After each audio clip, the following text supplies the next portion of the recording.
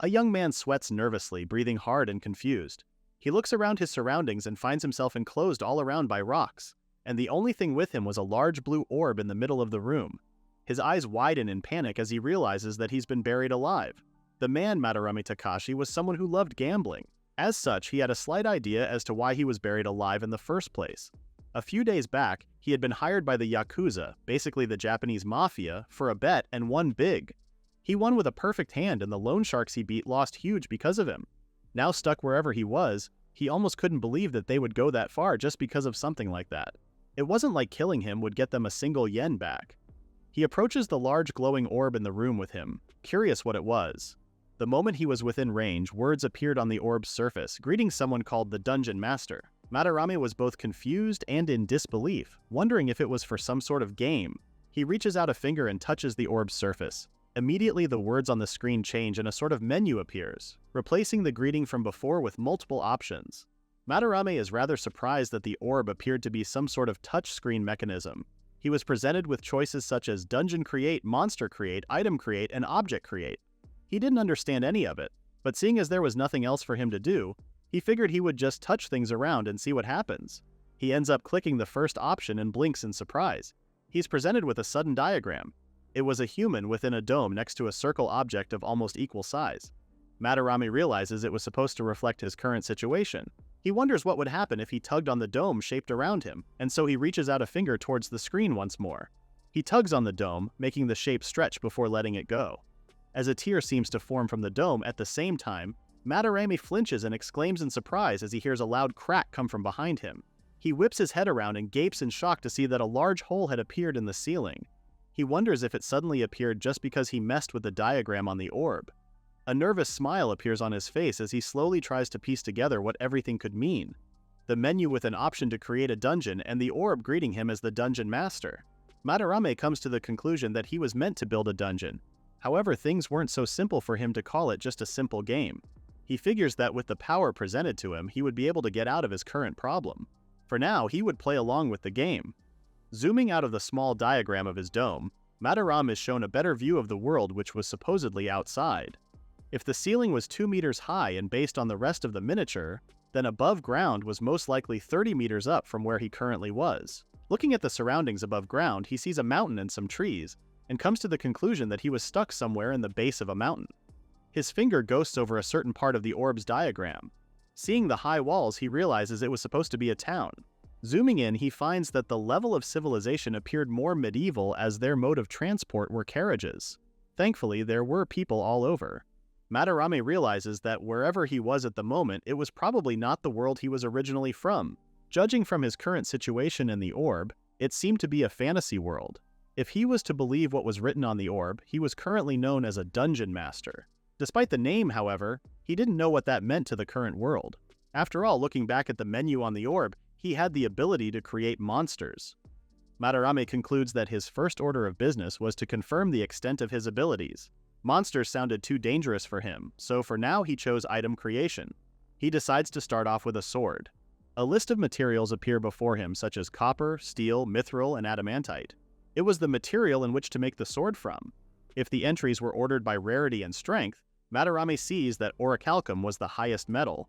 He chooses to try and make an orichalcum sword, but an error message appears. Apparently he didn't have enough points and the orb tells him he needed over 100 million points to create one. Tinkering more with the settings, Madarame realizes that he has the ability to adjust performance, shape, and even add magic. Madarame finally chooses to create a default iron sword worth 10 points.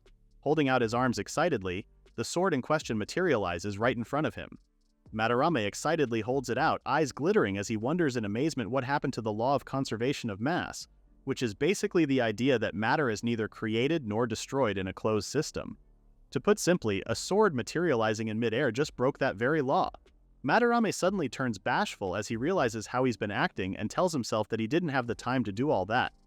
After experimenting more with the item create option, Madarame was able to get a grasp on the basics of it. Daily items were rather cheap, such as tissue paper only costing him 2 points and food and tea 1 point each. However, more imaginative creations were more expensive. Some items were also difficult to create. For example, a whole car cost 10 million and gasoline was 1,000,000 points. Petroleum products were too expensive while wood and iron products were cheaper. He figured that petroleum products probably didn't exist yet. Madarame wonders if it was a restriction to prevent mass production of artifacts. However, there were loopholes. Thin glass or pure white paper could be made relatively cheaply, costing around 15 points. It meant that if the object already existed in the world, it was cheap to recreate using his abilities, no matter the technology and effort it took to make it. For object creation, he even had the ability to create treasure chests and traps, their costs ranging from 15 to 80 points each. He also learned that he was able to copy things cheaply. For example, if he was to duplicate a chest worth 15 points, the copy would only cost him 10 points. Not only that, he could even create areas with magma or forests. However, creating such areas was expensive. The running cost makes indiscriminate placement rather risky. He frowns as he faces his next problem, the option for monster creation. Upon choosing it, he's presented with options on the bestial form it would take. Even the cheapest dragon type costs 50,000 points. It was half of the current points he currently owned, so there was no way he could create one at the moment. Messing around more of the settings, he finds that he's also able to alter the monster's abilities too, such as skill levels. He could even edit their reproduction rates. If Madarame was honest, he was finding it all a bit too much to handle. Skin toughness, claw sharpness, and even the ability to give them poison stingers or sacks. Trying to find out more, Madarame chooses the abilities of a mouse-type monster. It appeared to him that there was a correlation in the stats. For example, mouse types could boost agility cheaply, but boosting strength or vitality costs a lot more. Large type forms could easily increase strength, but they found it hard to increase agility. Madarame thought it made sense since it would be weird if a mouse had the strength of an elephant.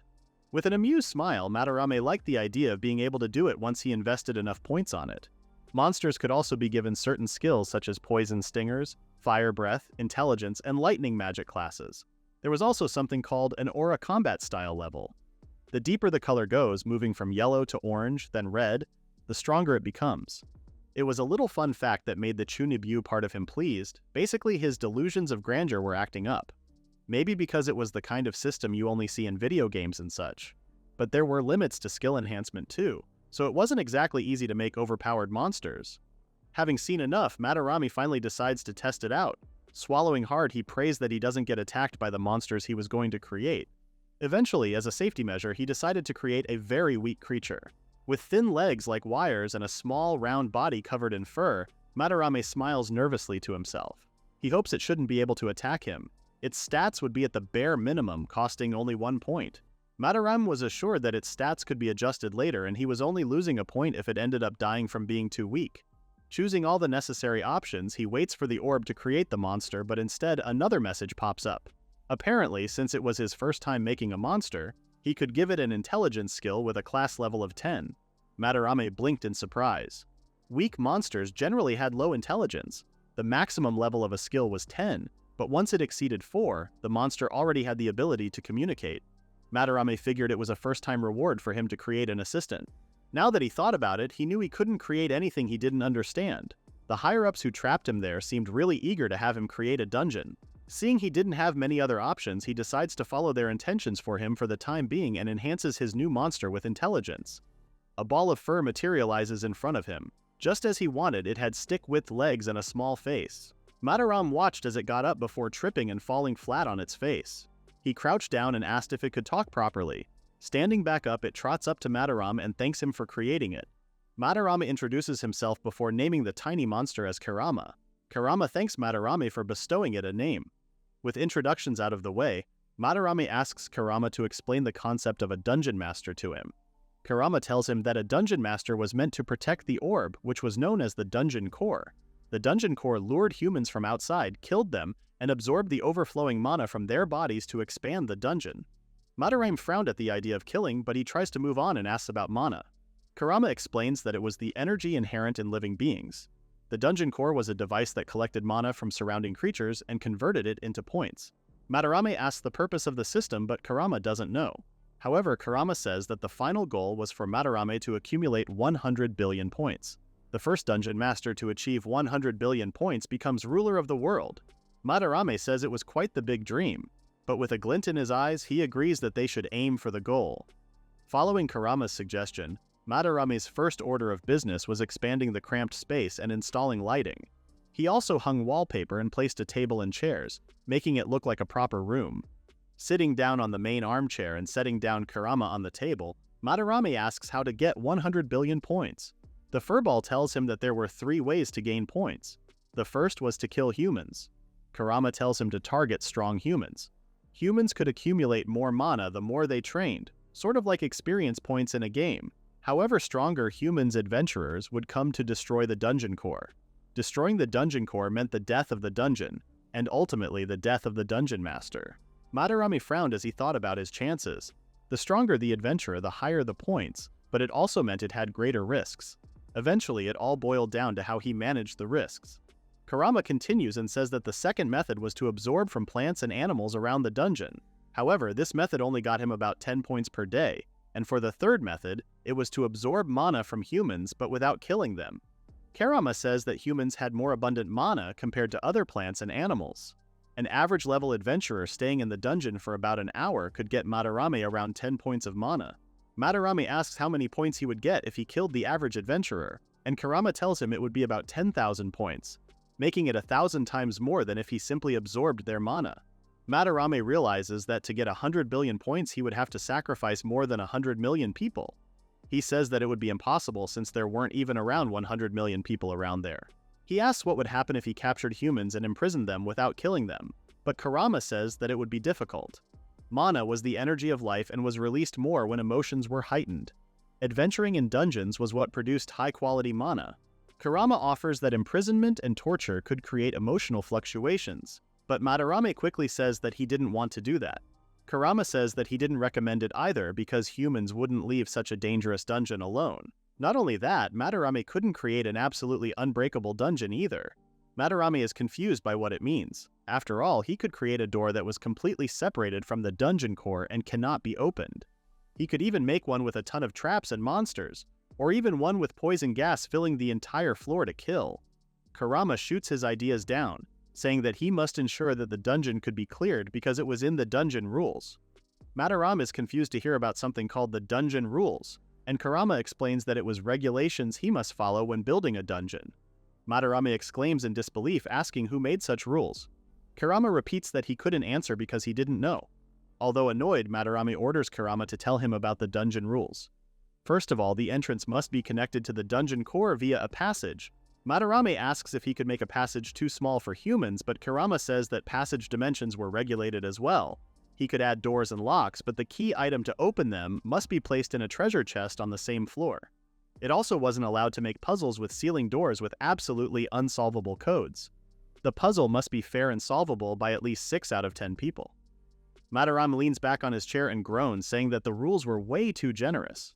Kerama says that even trap placement areas were meticulously regulated. Madarame complained that there were nothing but restrictions and he couldn't cheat at all. In other words, he had to follow the dungeon rules. Thinking deeply, Madarame thinks that probably any obvious loopholes have already been closed. However, stuff like item creation had loopholes of its own, so dungeon creation must have some too. Choosing to move on for the moment, Madarame asks about monsters.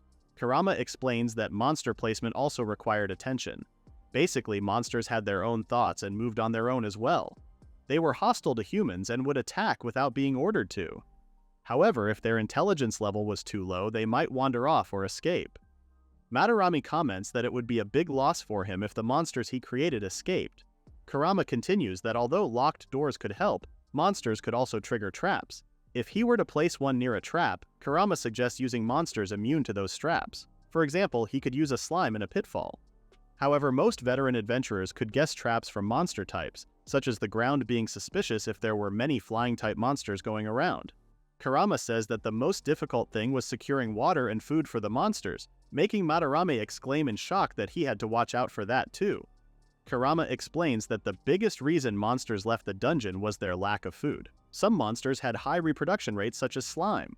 Strong monsters would multiply on their own if left unattended. Kerama suggests that Madarame should increase the number of weaker monsters and use them as food. Madarame basically had to make an entire ecosystem for them. The strong monsters needed a low reproductive rate and weaker monsters should have a higher reproductive rate. He asks if other dungeon masters really had to go that far. Kerama says that he was there to assist him with such tasks. Madarame asks if he could create skeletons or zombies instead since they didn't need food. Kerama says that skeletons were cheap and revived over time even if they were defeated. but it didn't recommend them. However, it agrees that having a few around was convenient, so they should create some. His words make Madarame more confused. Finally summoning a skeleton, it swings a sword around over and over. Madarame gapes in disbelief. Kerama explains that skeletons had no other attack methods. Similarly, golems or puppet-type monsters could only do simple actions. Madarame could teach them, but it would take time. Not only that, skeletons also had many weaknesses. Clerics' exorcism attacks, holy water blessed by priests, and even simple traps were like tripwires to them. Pointing to the skeleton still animatedly waving its arm around, Madarame asks what Kerama meant when it said that they were convenient. Kerama explains that dungeon masters could possess and operate skeletons. Madarame realizes that they would be useful if deployed in a dungeon, but still they were fairly useless.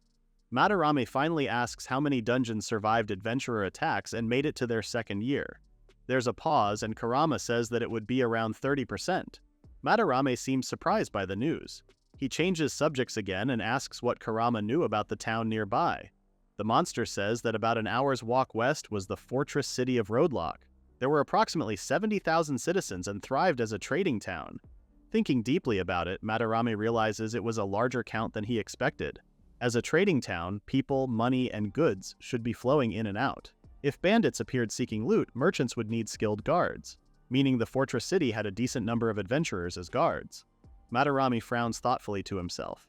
Time passes and an adventuring party makes its way down the mountainside. One of the magic users of the group named Melinda stops walking and turns with concern towards something behind her. One of her party members asks what was wrong, and she says that she felt strange mana coming from a certain mountain. The man turns to their other party members, Tref and Ciel, and asks what they thought, but the other two weren't able to feel it. A man holding a battle axe just tells the man Kaito to ignore it and they should just go home. However, another party member tells the one holding an axe to wait. She points out that Melinda's hunches were usually right, so they should go check it out. Kaito tells Gantz, the man with the battle axe, that they would go check out the mountain's base, and if there was nothing, then they would turn back. The group heads on over and finds the entrance of a dungeon. Melinda's hunch was spot on. Kaito asked the rest of the group if they didn't feel anything when they passed by that same area 2 days ago, but there was nothing. Kaito smiles, knowing that it meant that it was only created yesterday or today. He comments that it was like it was begging to be cleared. They enter and reach a set of 2 large doors, pushing it open. However, upon seeing what was inside, Kaito exclaims in disbelief. A day or so back, Madarame tells Kerama that a normal dungeon would be cleared immediately, making it a dead end for him. In that case, he would let the adventurers clear something else. With a sly grin, Madarame announces that he would make a casino dungeon. It was the very one that Kaito and his party found. Back in the Roadlock Adventurers Guild, a voice exclaims in disbelief to hear that the rumor was true. Kaito stays quiet as he waits for the Vice Guild Master Paulette to say something else. Paulette massages her temple as she thinks about how the Guild Master was absent, and now they had a problem. Paulette asks what a casino dungeon even was.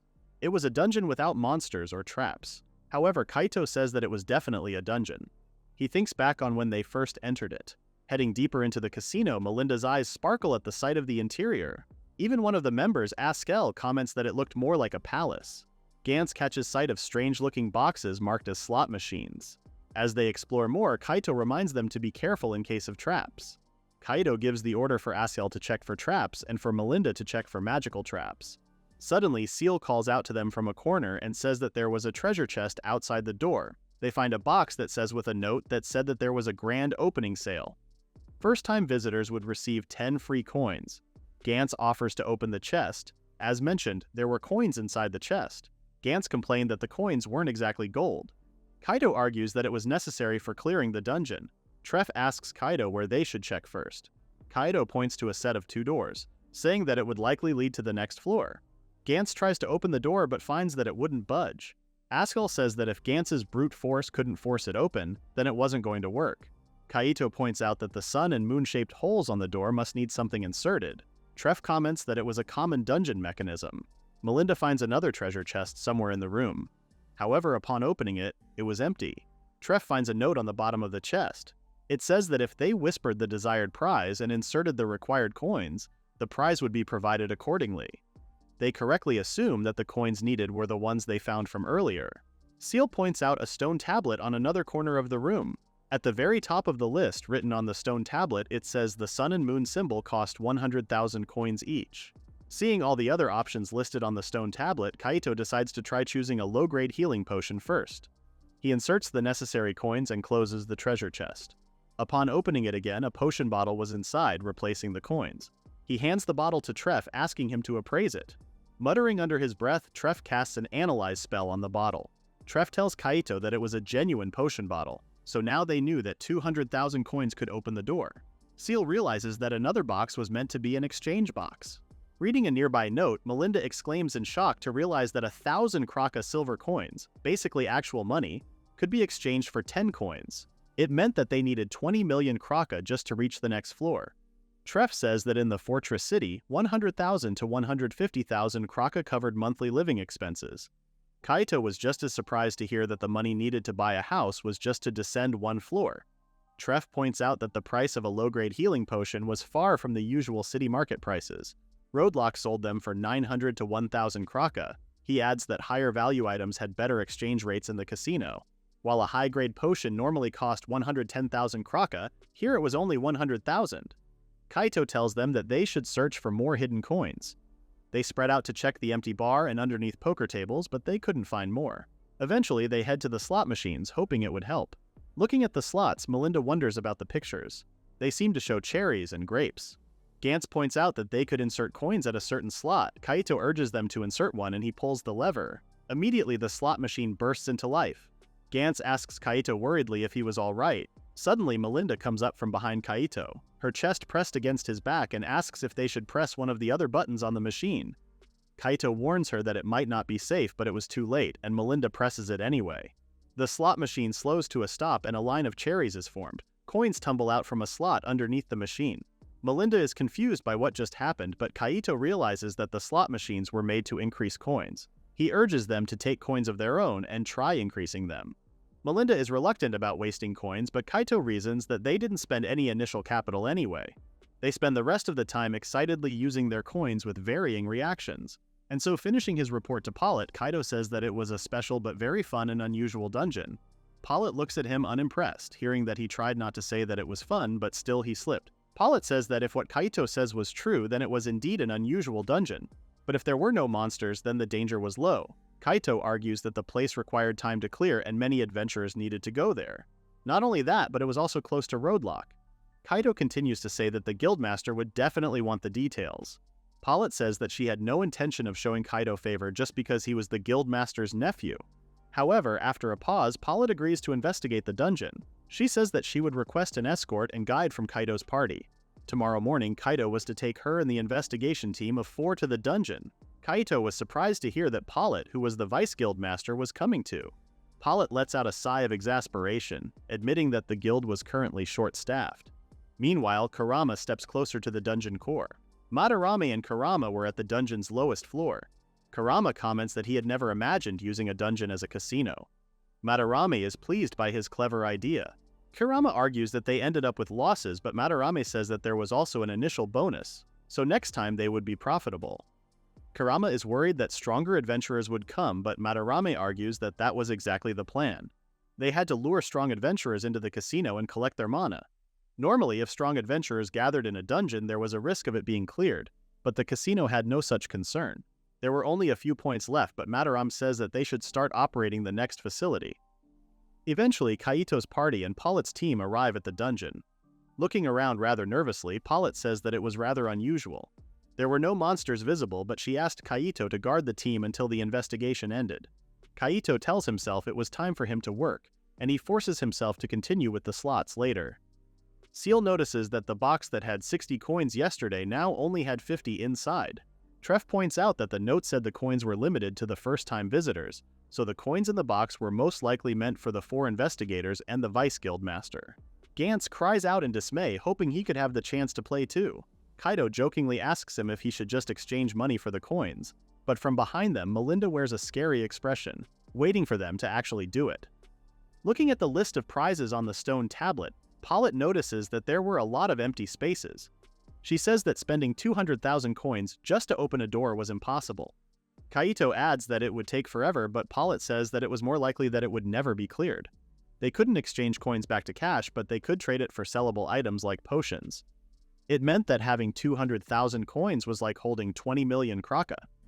Thinking about her words, Melinda says that if she had 20 million kraka, she would just retire from being an adventurer.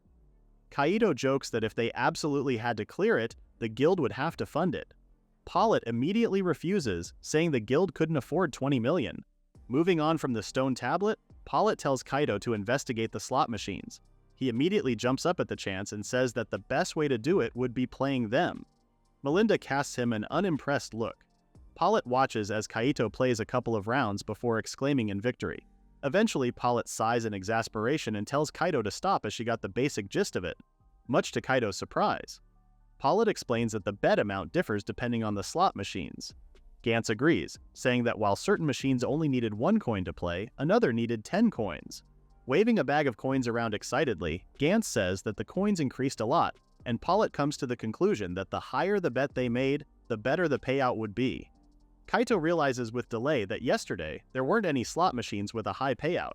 Suddenly, Treff calls out to Kaito and asks if a certain path at the back was already there yesterday. They head to its opening and examine the surroundings. Asel, the one laying down the dungeon map, says that it certainly wasn't there the day before. Kaito tells her to map the expansion. He then orders the others to stay alert for monsters and traps while investigating. They enter the path and find a hallway lined with doors. Gantz notices that some doors were marked to be toilets. Kaito opens one of the doors to check. However, the moment he enters, he stops in disbelief at the grand space before him. Everything was sparkling clean and beautifully decorated. There was even a fountain in the middle of the room. Melinda exclaims that she's never seen such a clean restroom.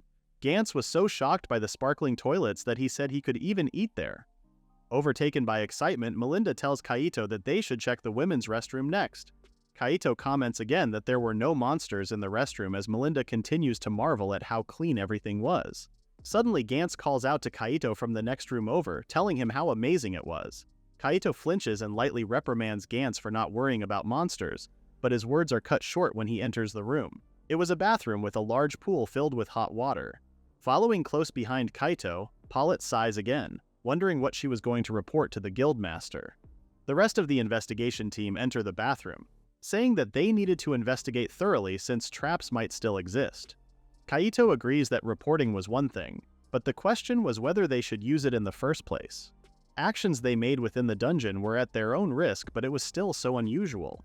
Suddenly, Melinda pops up from behind them and tells Pollitt that they should try the bath. Kaito immediately disagrees, saying that it was way too dangerous, but Melinda argues that they came to investigate whether it was dangerous or not anyway. However, in truth, she just wanted to try the bath. Much to Kaito's disbelief, Pollitt agrees to try out the bath. Askel brightens at her words, saying that Pollitt truly understood them. Seal smiles as well, saying that she wanted to try it out earlier. Kaito smiles sheepishly as he watches all the women in the group become united in their decision to try out the bath. Gantz suddenly comes up behind the group with a sleazy smile, saying that he would guard the women while they bathed. Immediately, Askel comes up behind him with a knife to his throat, asking if he wanted to be killed. Kaito begins to drag Gantz away before he's turned into fish food. Suddenly, one of the members of the investigation team came up to Pollitt, informing her that there was another strange box in the changing room. Kaito stops, curious about the box as well. Upon seeing the box, it says that it was an exchange box for soap. 1 coin provided a small soap, 5 coins gave a medium-sized soap, and 10 coins for a larger one. Seal urges the others to try it and asks for a coin from Kaito that he got from the slot machines.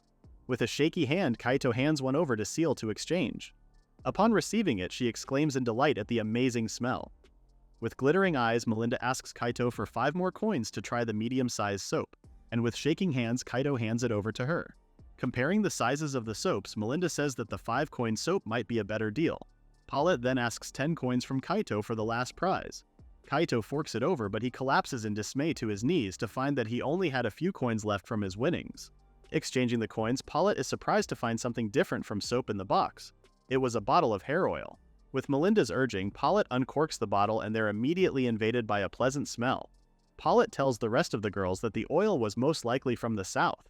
She had smelled something like it before. It was a gift to the royal court. The rest of the girls start to chatter excitedly, wanting to exchange Kraka silver coins for more of the hair oil. Treff is surprised to hear that a gift to the royal court was basically being sold for a single silver coin. Kaito asks if they should buy the rest of the luxury goods. However, the women start groaning in dismay to find that they had sold out the items. Seal tells them that they should definitely buy more once it gets restocked. Pollitt orders Kaido, Gantz, and Treff out of the room as the women prepare to try out the bath. Gantz tries to complain, but Treff pushes him out.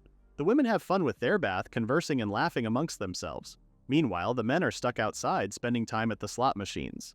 Gantz dreams about the idea of the women taking a bath at that moment, but Kaito tells him that if he kept going, he was going to get killed someday. Internally, Kaito couldn't help but wonder about how excited the women got simply because of baths and hair oils. Either way, it was because of that they could enjoy slot machines fully now. Some time passes and suddenly, Melinda's voice calls out to Kaito, apologizing for keeping them waiting. Fresh from the bath, Melinda approaches Kaito, her cheeks flushed from the water's heat. Kaito's eyes widen and he blushes at the sight of her. He forces himself to look away, noting that Melinda took a rather long bath. He asks her where Pollitt was, and she tells him that she was at the bar talking to the other women. Melinda says that the bath was great. It was her first time in a spacious bath, so it felt really wonderful. The soap smelled good too. As she points out the difference in her hair because of the oil, Kaito cuts her off and says that her hair looked great. Melinda's smile drops for a second, caught off guard before she grins brightly. Kaito quickly looks away again, turning back to the slot machines. Just as he thinks that it wasn't bad seeing Melinda in such a manner, he presses on the slot machine's button again. Suddenly, a line of angel symbols appear on the slot's reel. Melinda looks over Kaito's shoulder, amazed at the win. However, Kaito had never seen the angel icons beforehand. The exchange table didn't say how many angel symbols were a win, nor did any coins come out. Normally, it would be a line of cherries, watermelons, grapes, and bells. Kaito wondered if it was meant to signify a loss. But just as he thought so, the machine springs back to life, much to both Kaito and Melinda's shock. In quick succession, the slot reels showed a perfectly lined up sequence of cherries, bells, and then watermelons. Soon after, coins rained down from the prize slot. Watching the coins come pouring in, Melinda grabs hold of Kaito by the shoulders and shakes him in excitement. Kaito had never seen so many consecutive wins. He realizes that the angel symbol was merely a precursor. Trying to fight back an excited smile, he couldn't help but find playing the slot machine so crazy and fun. You know what else is crazy? Gaining a gambling addiction. Remember to be smart about your money, kids. Eventually, time passes and the day is all but done. From inside the dungeon, Gantz mourns that he lost again. He was winning until halfway through his time in the dungeon. Kaito points out it was because he spent more time on the slot machine that bets 10 coins. Gathering the group, Pollitt tells them that to end their investigation for the day, they were to exchange their coins for prizes. Looking at the prize board, Kaito finds hair oil among the options, which was worth 200 coins. He figured that with 200 coins he would be able to buy good food or new equipment. However, after some thinking, he ended up approaching Melinda with a bottle in hand. Melinda gapes at him surprised before taking the bottle. With glittering eyes, she realizes that it was a bottle of hair oil, which must have been rather expensive for him to obtain. Kaito tells her that he didn't have any other prize he wanted, so she should just take it. Melinda's face flushes and she awkwardly thanks him. They end up going quiet, embarrassed by the whole exchange. Unbeknownst to them, they were being watched. From his office, Madarame smiles at his great success. Kerama celebrates their huge profit. The hair oil was effective for them. Things that were rare in Roadlock cost them nothing to transport with the power of the dungeon core. Kerama says that Fever Time, the scenario in which the angel symbols appeared on Kaito's slot machine, was also a great reaction. Madarame agrees, saying that even he got hooked on something like that back then. However, their biggest win had to be the bath. Kerama thoughtfully says that he never knew women were that passionate about baths. Madarame admits that he thought it would have some effect, but it was even better than expected. Eventually, rumors would start spreading and attract more people. Helping Kerama settle atop his shoulder, Madarame tells it his plans. They would maintain the status quo for the meantime, accumulate more points, and then upgrade even further. Eventually, signs are put up on the announcement boards of the Adventurers Guild. A renovation for the casino dungeon would be coming soon. Time passes and the dungeon core's room is now Madarame's casino surveillance room. Somewhere inside, Madarame sits cross-legged on the floor with Kerama, poring over some documents on hand. Crawling underneath the table, Madarame asks Kerama how the surveillance monitors were doing. From over the table, Kerama lets him know that 2 of the monitors were unstable. Madarame quickly leaves the table and goes back to the instruction manuals in his hand, confused about how that happened. Kerama tries to reassure him that it would handle everything and Madarame should rest.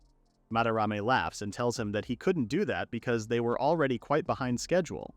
The casino's renovation grand opening would be happening in a few days, so they needed to finish it by then. Madarame had planned to spend more time on the renovations. However, his casino had attracted more people than expected and was completely over capacity. The slot machines were all full, and the exchange counters had long lines. Madarame knew it wouldn't be good if rumors about inconvenience started spreading. Turning to Kerama, Madarame says that despite things being tough, he urges the furball to keep working hard. Kerama excitedly agrees, saying that it was its duty to help him. Eventually, time passes. Kaito makes his way down a forest path. His strides are quick, but the rest of his party members are a lot slower than he is. At some point, Melinda calls out to him, saying that he was walking way too quickly. Kaito stops, apologizing for realizing too late. Melinda tells him that there was no need to hurry since the dungeon wasn't going to run away, but with a concerned look on his face, Kaito says that it might. With that, he turns back to the path, saying that the dungeon had already run off. Melinda sighs in exasperation, repeating that dungeons didn't just run off. With his back turned to the rest of the party, he lets his smile drop, a more serious expression taking place. Thinking about the casino's renovations, Kaito knew it would have to go through a transition period. Dungeons were said to be born. A person could tell a dungeon was alive because it was constantly changing passages and rooms.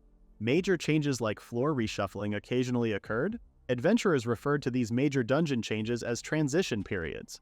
Kaito's walking grounds to a halt. Eventually, the rest of the party come up behind him, with Gantz asking how the dungeon has changed. Kaito doesn't tear his eyes away from the dungeon entrance.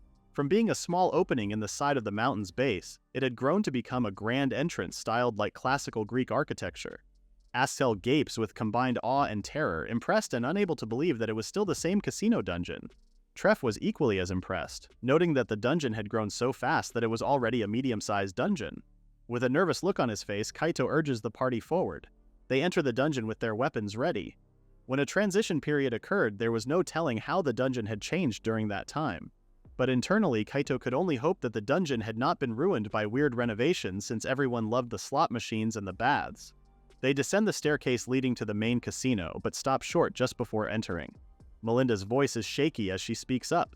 Guarding the entrance of the casino were two skeletons on either side of the entrance. The party's faces are full of concern as they realize that monsters had finally appeared inside the dungeon. Without a moment to lose, Kaito calls out for battle positions. The others flinch in shock at his command for a second before holding up their weapons. In the next instant, Kaito is rushing forward, despite Melinda calling out to him in concern. He dashes up to the nearest skeleton, his sword poised to attack. He swings, but in the millisecond before his attack hits, Kaito realizes that the skeleton had made no move against him. Instead, it seems to take his attack head-on, and Kaito's sword cuts it clean in two. With the first one down, Melinda rushes forward to take care of the second skeleton. Holding out her staff, she casts a flame spell, aiming right for the monster. The skeleton catches fire and is burned to ashes almost instantly. The area is quiet once more, with all the monsters wiped out. Treff reminds Kaito that skeletons usually revive when hit with normal attacks, and so he asks him if he should purify them with exorcism magic. However, Kaito disagreed. He couldn't shake off the feeling that the skeleton he faced had no intention of fighting back with a counterattack. Handing out his final decision, he tells Treff to let them revive because he wanted to observe their behavior. They wait, and eventually the skeletons get back up. The party is shocked when the skeleton bows respectfully to them. Still, there was no sign of attacking. Gantz worriedly asks Kaito what they were going to do now. Kaito says that it was too early to conclude that they were harmless, but they needed to proceed and investigate. With that in mind, they head into the heart of the casino's main floor. Seal notes that the inside had changed quite a bit. Treff adds that it was about 4 times larger than before. Gantz happily announces that there were more slot machines now, so they didn't have to wait for the openings when the dungeon was filled like before. Melinda notes that there were skeletons placed all over the room too. Seeing as there was a skeleton on each table that was empty before, Kaito is rather unnerved at the idea that they were meant to play the games too. Asil suddenly calls out to Seal, pointing at a skeleton who was sweeping the floors. There was also a tavern and newly added restaurant, but it seemed to still be under preparation. Treff notices that the prize exchange box and the exchange counter are gone now. It was replaced by skeletons seemingly trapped behind bars. Kaito is unnerved again at the idea of having to exchange the prizes with the skeletons. Gantz is reassured that since the skeletons were behind bars, they didn't have to fear monster attacks. Kaito reasons that it was actually the opposite. Treff explains that before, the prizes were in a treasure chest so nothing could be done, but now they were displayed right in front of them, just behind the skeletons and placed on the shelves. Kaito finishes off the explanation by saying that by putting up bars, they were meant to prevent adventurers from attacking the skeletons. Melinda cuts into their conversation, wanting to check the bath already. They head on over and find that the number of restrooms has increased. Even the bath was 4 times larger. Some parts of the bath had vigorously bubbling foam. At the sight of it, Melinda squeals in delight, saying that they needed to tell Paulette when they got back to the guild hall. However, the most unusual room was one that was filled with intense steam and heat. Kaito exclaims in shock at the heat. Asel recognizes that the room was meant to be a sauna. She explains to Kaito that it was something she saw up north, and its purpose was to make anyone who stayed sweat. Kaito is confused because as far as he saw things, it was just a very hot room and wasn't much of a punishment. Asel explains that it would feel great to have a cold bath after. Kaito sighs in exasperation. There were rest areas in the corridors with baths and a new space called a lounge. There was another prize exchange box in the lounge, but it seemed like it could only exchange drinks and ice. But there was one more major change, a path pointed out by Gantz. Upon entering, they're greeted by a sign that said that a 3-person room cost 50 coins per night. Upon inserting the coins in the space provided, they would be given the room key. Kaito exclaims in shock to realize it was an inn. Melinda says that that was what happened during a transition period, but Kaito argues whatever happened to the casino dungeon had moved beyond a simple transition period. Deciding to complete the investigation, they insert a couple of coins on the door slot to check the rooms. They find a considerably small room with a 3-bed bunk. Gantz comments that he was expecting something more amazing, but Seal argues that when they had to stay in dungeons before, they weren't provided something as comfortable as that. Kaito starts to think that maybe using the casino's inn as a base would be convenient, but Melinda suddenly comes up behind him with an unimpressed look on her face. She asks him if he really wanted to play the slot machines that bad. Kaito immediately tries to defend himself, saying that it made accessing the Ironblood dungeon easier. The Ironblood dungeon was 2 hours from Roadlock, so it took 4 hours all in all for a round trip. If they could use the casino dungeon as a temporary base, they could focus on dungeon exploration. Melinda continues to stare him down, but she accepts his reasoning for the meantime, despite Kaito looking so suspicious. Kaito adds that despite the room being so small, 5,000 kraka for 3 people was a steal. Treff agrees since Roadlock's prices had recently increased, and even the cheapest inns charged 3,000 a person. Kaito says that despite how strange it was to say about a dungeon inn, using it as a base might even be safer. Melinda agrees, since cheap inns often had thieves stealing from guests. Kaito internally agrees that the scariest being around was a human. Kaito turns away from the room as they conclude that part of their investigation. The only place they haven't investigated was the tables with the skeleton standing over them. Gantz asks what they were going to do next, and Kaito offers to check it alone first. Melinda follows after him, worried that there might be traps. Upon reaching the table, the skeleton bows and welcomes them. Straightening up, it informs them that they were at a blackjack table and asks if they wanted to play. Kaito and Melinda freeze in shock. From behind them, Treff is unnerved at a skeleton with the ability to talk. The skeleton repeats its question, asking Kaito if he wants to play. Kaito is startled out of his shock and he nervously agrees. He remembers that he doesn't know the game or the rules, and so the skeleton offers to play without betting first. Holding up a deck of cards, the skeleton explains that blackjack was played using trump cards. Kaito notes that they had something similar in Roadlock. The skeleton continues, saying that Kaito's opponent would be him, the dealer. Kaito and Melinda settle in as the skeleton explains the rest of the rules. Basically, they were to compete to reach 21. With the rules laid out, Kaito says that he would bet some coins and try the game. The skeleton deals their cards. Currently, Kaito had a 2 and a face card, which was the equivalent of a 10, making a total of 12. As long as he didn't get a face card, it wouldn't be a bust. He asks for another card and ends up with a 6. With his current total being 18, Kaito makes the decision to stop. The skeleton's hand had 12 to begin with as well. Since it was below 17, it had to draw another one. Kaito celebrates as the dealer pulls out a face card. With a total of 22, the dealer's hand was a bust.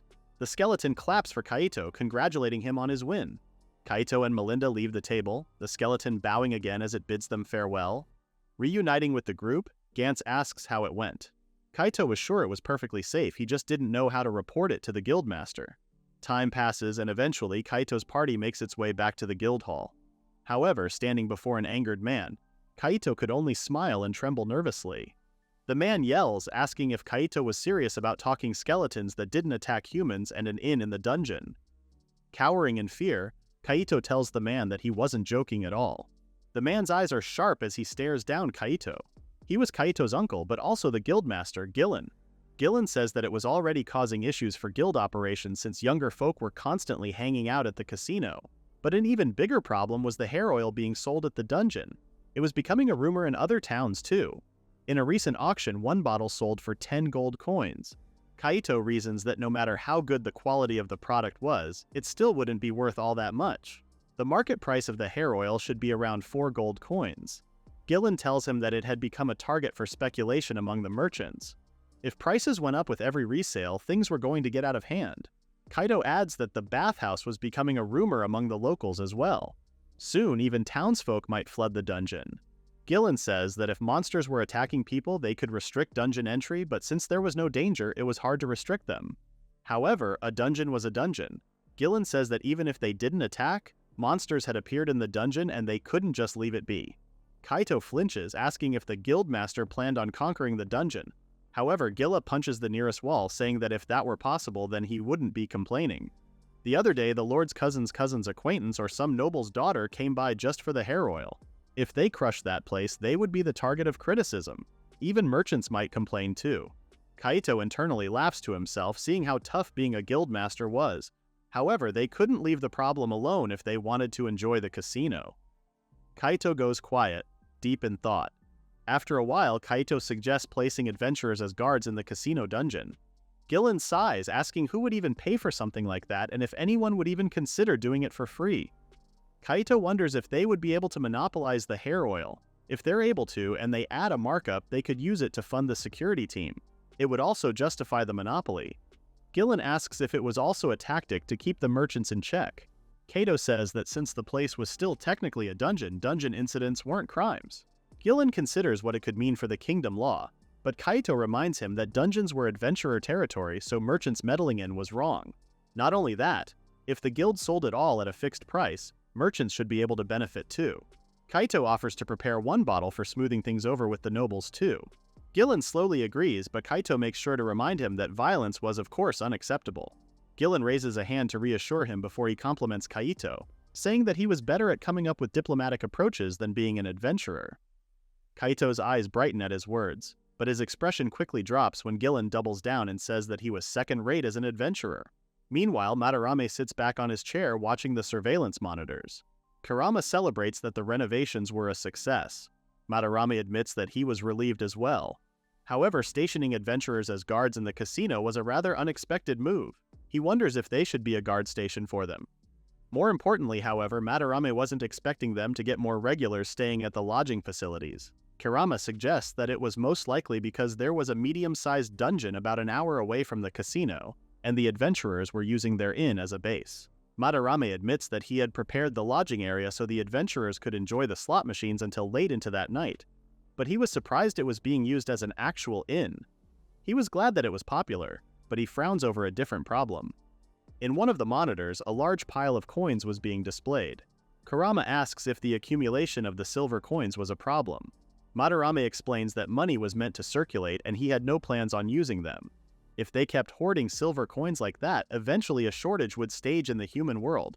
The value of the currency in human society would change drastically. Since their casino coins were set based on the silver coins, it would eventually be a problem for them too. Madarame explains that the scary part about economics was that once a small distortion occurred, it would turn into a huge wave that couldn't be stopped at some point. Kerama asks if he was planning on just releasing the silver coins. Madarame disagrees as he reasons that there was a fear of their customer base changing if they made it so that coins could be exchanged for cash. His expression suddenly lights up as he wonders if they should try making a crane game. Kerama tilts his head, unaware what a crane game was in the first place. Another day, another time spent in Madarame's dungeon. Melinda looks around as they enter once more. Asel stretches sore from their adventures and happy at the idea of going for a bath. Melinda comments that she's thought about it before, but every day, the number of people visiting the dungeon kept increasing. As they walk, someone approaches Kaito. Kaito greets the man as Dan, currently working as one of the dungeon's newly appointed guards. Seeing as they were busy having a conversation, Melinda tells Kaito she was heading off to the baths first. Kaito asks Dan how his work has been going and if they've faced any problems. Dan reassures him that things have been fine and once his shift was over, he could even play in the casino. However, for whatever reason, the casino dungeon had built a guard station for them. It was fully furnished and some of the skeletons handled the cleaning. Kaito comments that he was jealous. Dan asks if he was staying over for the night again. Kaito disagrees, saying that he already stayed the night before, so he was heading back to Roadlock. It wasn't like he could stay there every day. Kaito says that he was just going to play the slots until the girls of their party finished with their bath. Dan teases him, saying that a real man played blackjack. Kaito scoffs, saying that there were similar games to blackjack outside of the dungeon, but the slot machines were something he could only get in the casino. Dan says that that wasn't enough to convince him. The both of them refuse to back down from their preferred games. Dan suddenly changes the subject and says that the hottest game in the casino at that moment was something called Hand the Money. Kaito sheepishly agrees that the game was out of his league. It was basically a crane game that used the low-level monster called Clay Hand to grab at coins. It cost 10 coins or 10,000 kraka to play. However, a person was limited to only one play per day. Dan asks if Kaito had tried it before, urging him to try it before heading out for the day. He laughs, saying that only the dungeon master of the casino would think of using such an annoying monster in a game like that. Kaito asks if Dan had obtained the black coin in the crane game. They both go quiet. Finally, Dan breaks out into a smile and says that if he had the black coin, he wouldn't be working there anymore. The crane game was filled with gold and silver coins. However, among them were unfamiliar coin colors like red, green, and yellow. They were meant to be winning coins that granted extra chances and more. Among those different colored coins was a single black coin. The black coin lets the winner take all the coins in the box. Obtaining it was every player's dream. Dan says that he saw a flyer saying that the dungeon was holding a special tournament soon with an enlarged clay hand. Kaito exclaims in disbelief. However, their conversation is cut short when someone yells at the blackjack table that he was being cheated. The adventurer claims that the skeleton had switched cards, so it should return his money. Dan and Kaito look incredulous as they listen in. They were fully aware that the casino lets customers win gradually, so it was more likely that the adventurer was trying to aim for a big win. However, the adventurer grit his teeth in anger. In the next second, he draws out his sword and slashes at the skeleton, cutting it in half. As he continues to lose his cool, Kaito tells Dan to stop the man, but Dan calms him down. He reminds Kaito not to be so reckless because they couldn't blame adventurers for killing monsters in a dungeon. Kaito leans forward and whispers to Dan, telling him to note the adventurer's name and report it to the guildmaster. After all, there had already been an announcement from the guild not to cause any trouble in the casino. Kinda crazy that Madarame's dungeon is probably the only dungeon being guarded and regulated like it's a natural part of the kingdom now. Dan whispers back to Kaito, calling the adventurer an idiot for thinking he could oppose the Roadlock Guildmaster's word. Meanwhile, Madarame watches the monitors with a content smile. The crane game was doing well, and at the rate they were going, the tournament they would be holding in the future should be a success. Kerama adds that with the crane game, manipulating the prizes from their side would be harder, and Madarame agrees. Currently, the slot machines were manipulated to hit wins more easily. He knew it would be a hassle when people lost big and got angry. Madarame reassures Kerama that statistically, a win should appear around the 300th person. Adventurers who actually saw someone winning would surely come back every day. Madarame asks how skeletons were destroyed for the day. Kerama tells him that there are currently none. The number was decreasing day by day. Madarame is relieved, saying that less trouble was good. Kerama says that the guards seem to be kicking out the troublemakers. With that, Madarame tells Kerama that they are finally going to put their next plan into action, but Kerama seems hesitant. Madarame asks if he was still against his idea, but Kerama tells him that it was simply because it was unheard of. Madarame reassures him that being a pioneer was an honor. Kerama asks who their mediator would be, turning to a monitor that was aimed at Kaito. Madarame tells Kerama that he was the right man for the job. Back at the guild hall, Gillen's booming voice is heard as he exclaims in disbelief that the dungeon had requested guild work. His face is incredulous as Kaito innocently holds up an envelope. Kaito explains that the night before, while he was staying at the dungeon inn, a skeleton had approached him with the letter and the job request. Taking the letter from Kaito, Gillen asks him if it was a request directly from the dungeon master. Gillen realizes that since the skeletons had intelligence, then they had autonomy as well. And with that, it meant they could hire too, so it was only normal in a sense. Reading through the letter, Gillen tells Kaito that the dungeon was recruiting a chef. There were additional details such as age and gender being irrelevant, a sturdy adventurer that could work live-in, and with cooking experience of more than 3 years preferably. Kaito tells Gillen that it was most likely for the dungeon restaurant that was still under preparation. Kaito agrees that despite the casino dungeon being safe thus far, he didn't want to eat food made by monsters. Gillen tells him that the idea of a dungeon was already weird from the very beginning. Kaito says that the request seemed reasonable. The conditions and the pay seemed good and the work environment sounded decent. According to the job request, the salary would be 300,000 kroka. Additionally, the chef would have 1 day off a week and possibly be promoted. Kaito reminds Gillen that the dungeon master could ask other guilds or sources for help. Immediately, Gillen explodes at Kaito, saying that he knew, and that was what made it frustrating for him.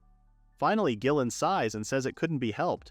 He already had someone in mind, a former adventurer in the name of Guki Nogarara. Nogarara finds himself on his way to the casino dungeon, practically cursing under his breath all the way. He couldn't believe he was being asked to work in a dungeon. Back then, he had beat up a noble who had complained about his food. It ended up ruining his shop as he drowned in debt. Thankfully, Gillen had taken on his debt for him. Until he repaid his debt, he had no choice but to follow Gillen's orders and work in the casino dungeon.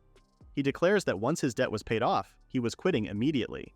However, upon arriving, he can only gape in shock. His face is incredulous as some female adventurers pass by fresh from their bath. He had heard rumors before, but he couldn't believe that he was in a dungeon. He suddenly remembered that adventurers were also dispatched from the guild and stationed in the dungeon. Turning to the side, he catches sight of an adventurer with a fiery aura surrounding him. The man seemed to be lit up with a red glow. Some people had certain aura levels: yellow for beginners, orange for intermediate, and red for advanced. Nogarara smirks to himself. He thought times had changed, but it seemed like there were still some capable people around. He approaches the adventurer and introduces himself as someone who was sent by Gillen. Understanding who he was, the guard leads him away. Suddenly, a skeleton approaches Nogarara, already expecting him. Nogarara is surprised for only a moment, but he understands that it was a puppet of the dungeon master. Nogarara tells it his purpose for coming and asks if the skeleton was the dungeon master himself, to which the skeleton agrees. Nogarara is struck quiet for a moment. He couldn't help but think how he had once been a renowned adventurer, and now he was being employed by a monster. Gesturing further into the dungeon, the skeleton offers to show Nogarara his workplace. Nogarara figured that a kitchen in a dungeon must be filthy like a garbage dump. With Gillen telling him to work in a dungeon and witnessing a monster trying to hire an adventurer, he found it all so infuriating. If he had to work in a place like this, he would rather take things into his own hands. He slowly grips the battle axe strapped to his back. However, the skeleton turns to him and motions for him to enter a room. Nogarara flinches in shock as he realizes they had arrived at the kitchen. Nogarara is struck silent as he's presented with an almost sparkling grand kitchen area. The skeleton boasts that the kitchen was equipped with over 10 magical tool stoves and 4 extra-large ovens installed. Pushing a large set of double doors on the side of the kitchen area, the skeleton leads him to the food storage. Nogarara steps in and is shocked to find an ice chamber. He had heard of devices that used magic tools to create ice and chill food, but something of that scale was only for high nobles or wealthy merchants. Holding up one of the stored tomatoes, Nogarara marvels at how fresh the ingredients were. The skeleton comes up behind him and asks if there was anything lacking in terms of his facilities. Nogarara awkwardly admits that there was none. He turns to the skeleton and says that while the facilities were all accounted for, he wanted to know how the shop would be managed. He didn't want the skeletons and the dungeon master meddling into his work too much. The skeleton says that mornings aside, he was free to operate relatively freely in the evenings. The only condition was that Nogarara needed to provide delicious food at reasonable prices. Nogarara reassures him that it was only natural that he wouldn't make bad food and he wouldn't overcharge or sell anything cheap. Pleased by his answer, the skeleton thanks him. Nogarara notes that the skeleton had said mornings aside and asks what they planned to do for breakfast. The skeleton says that they were planning on making it a buffet, but Nogarara was unfamiliar with the term. The skeleton explains that it was a cafeteria where users were free to take whatever food they liked. Nogarara exclaims at the idea, realizing the skeleton was talking about an all-you-can-eat. He argues that with adventurers whose bodies were their capital, the food would disappear in no time. However, the skeleton calmly retorts that responding to customer requests was also part of the job. Its words make Nogarara go quiet. When he was young, Nogarara was always hungry too. He even had comrades who died hungry.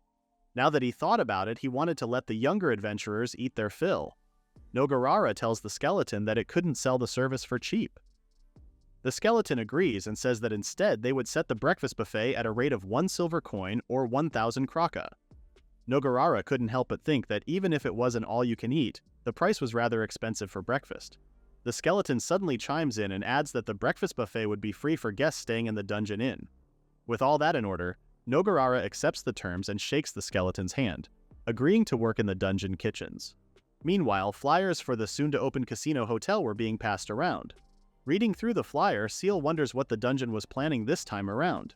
From beside her and reading a similar flyer in hand, Melinda exclaims in disbelief. The flyer contained details of renting the hotel for a month.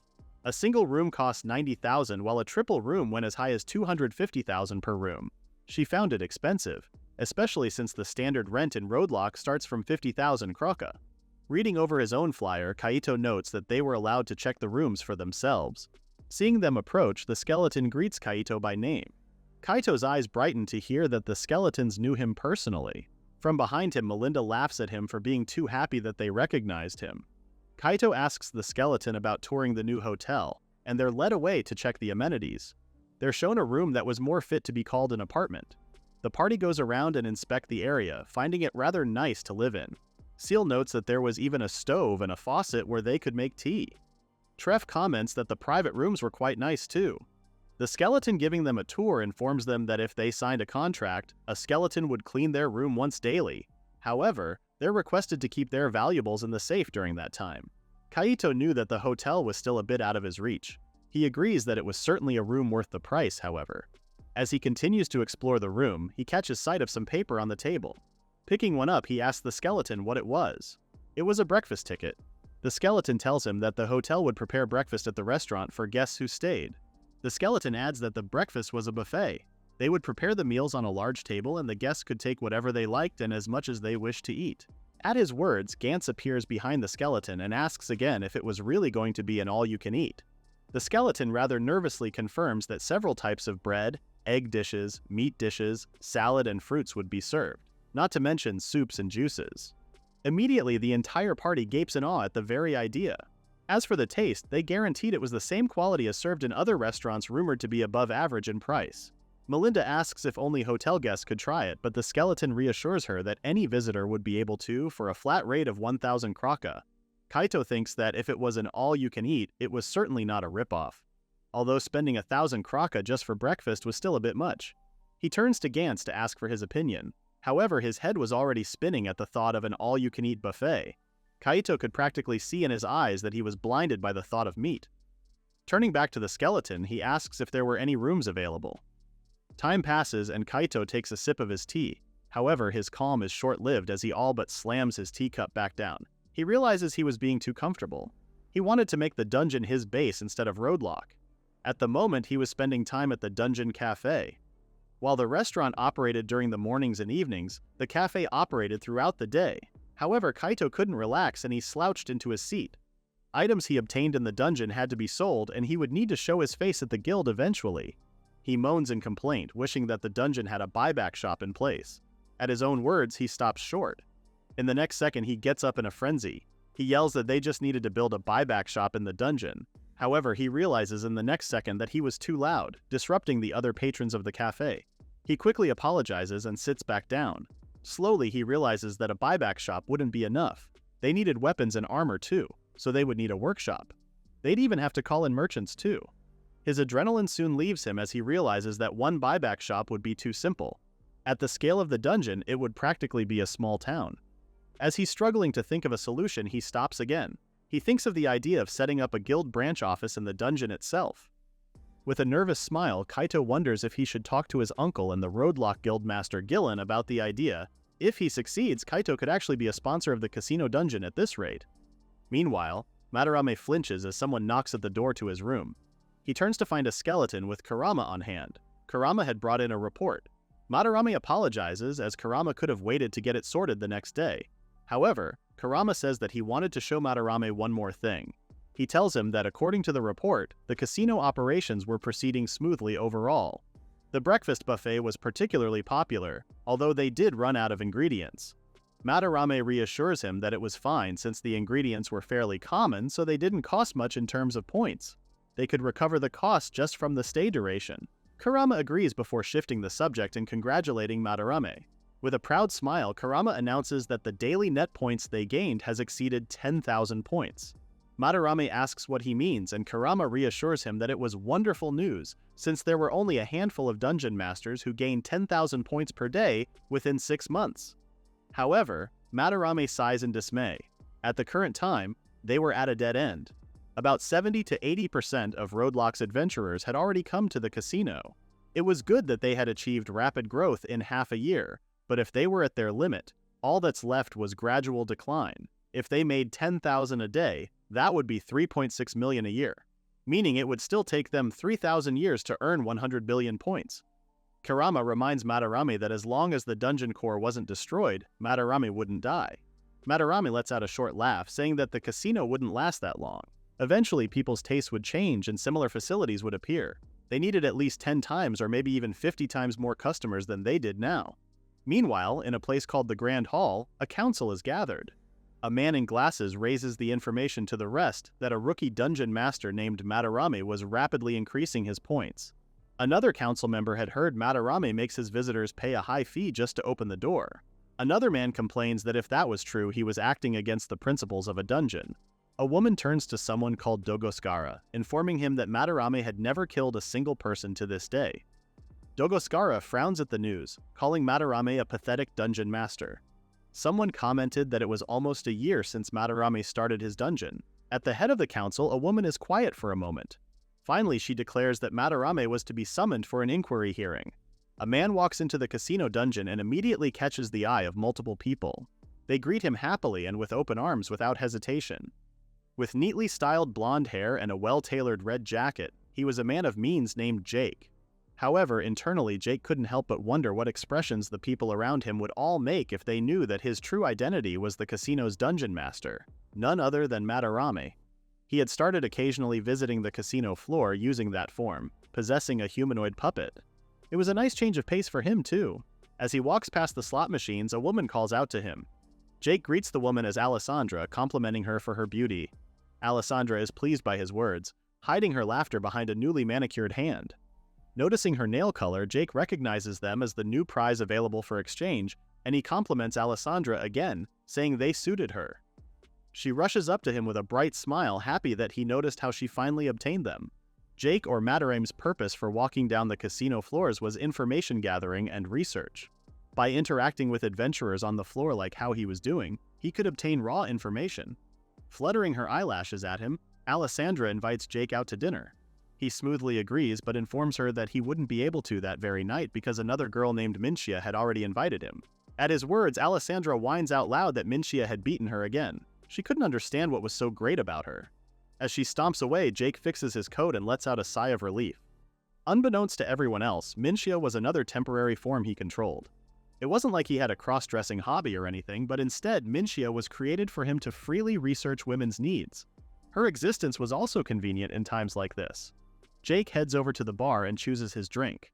As the bartender prepares his choice, he asks her for any interesting stories. He smiles pleasantly to himself. He didn't just come there for drinks. Instead, what he truly wanted was information about the current world. He's heard quite a few during his time there.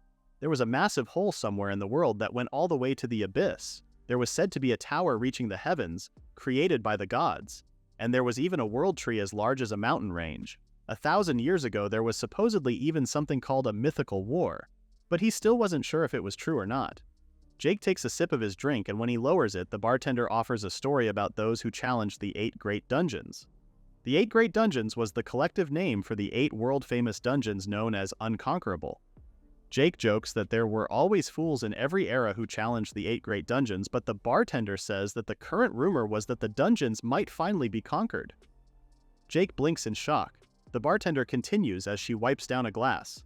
According to the rumors, there were about 4 people capable of clearing the Great Dungeons. First was the mighty swordsman Sigurd.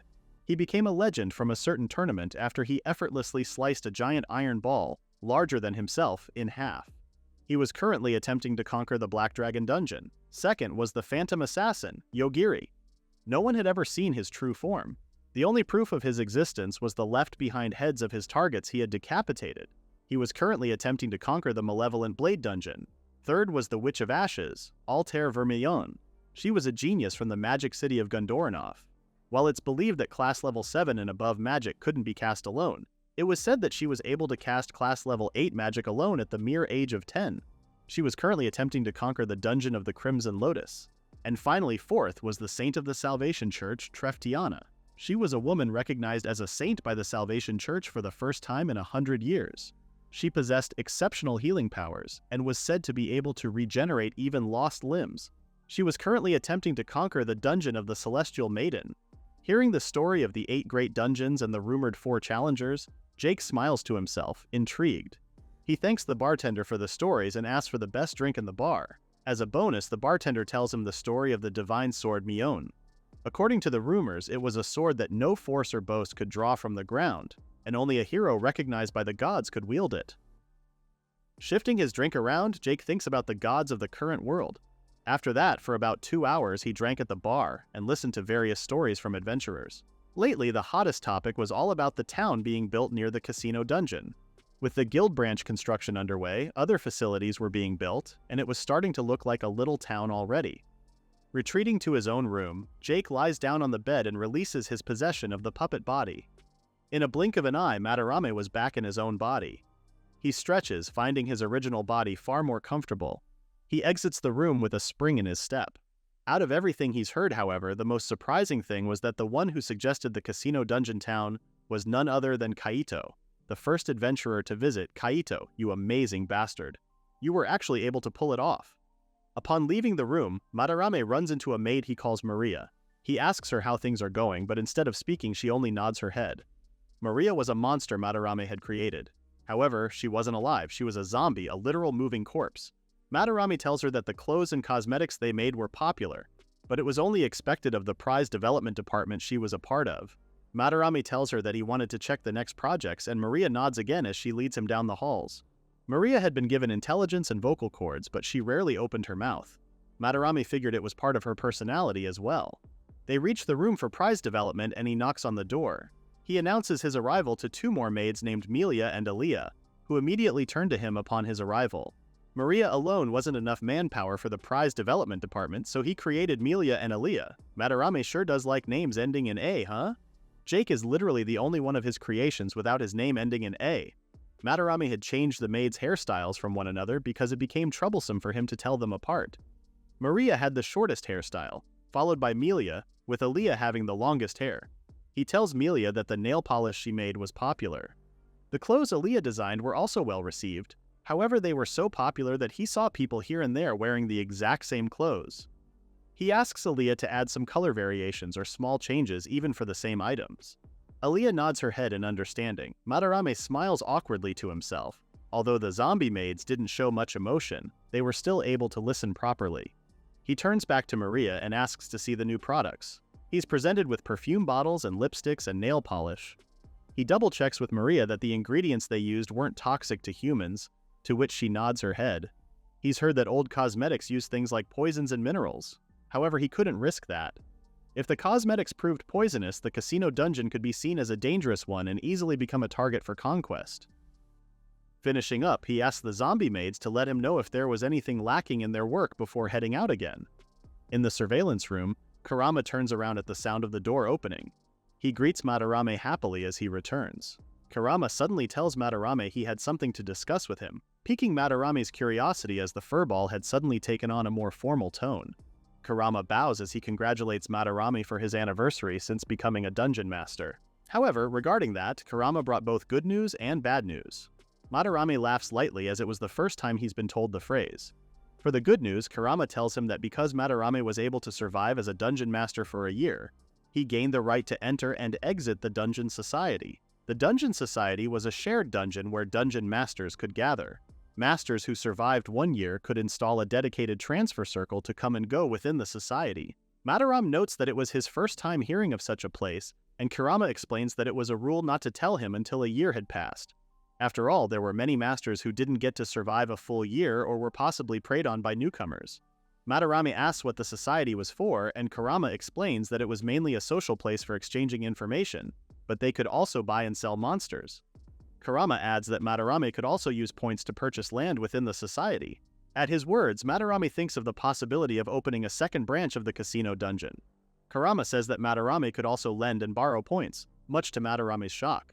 Kerama says that it was possible but difficult at the current time. There seemed to be a screening process and collateral required for lending. Apparently, the collateral would be his casino dungeon itself. If repayment was delayed and it went to forced execution, the dungeon was carved up and converted into points. Madara comments on the harsh collection method. Kerama explains that the conversion rate for a carved-up dungeon was 1/10 of the amount used to create it. It meant that to repay 10 points, a dungeon created with 100 points gets carved up. If things ended badly, Madarame could lose most of his dungeon. On the other hand, lenders also had their own risks to think of. If the borrower's dungeon gets conquered, collection becomes impossible. Kerama finished off his explanation by saying that the Dungeon Society was a good place for Madarame to interact with others as long as he was careful. Having heard all that, Madarame decides to set up the transfer circle right away. However, Kerama calls him to attention one more time, reminding him that he hadn't informed him of the bad news yet. Holding out an envelope, Kerama says that a summons had arrived. Madarame had been summoned to the inquest. Apparently, he had been accused of problems with dungeon management.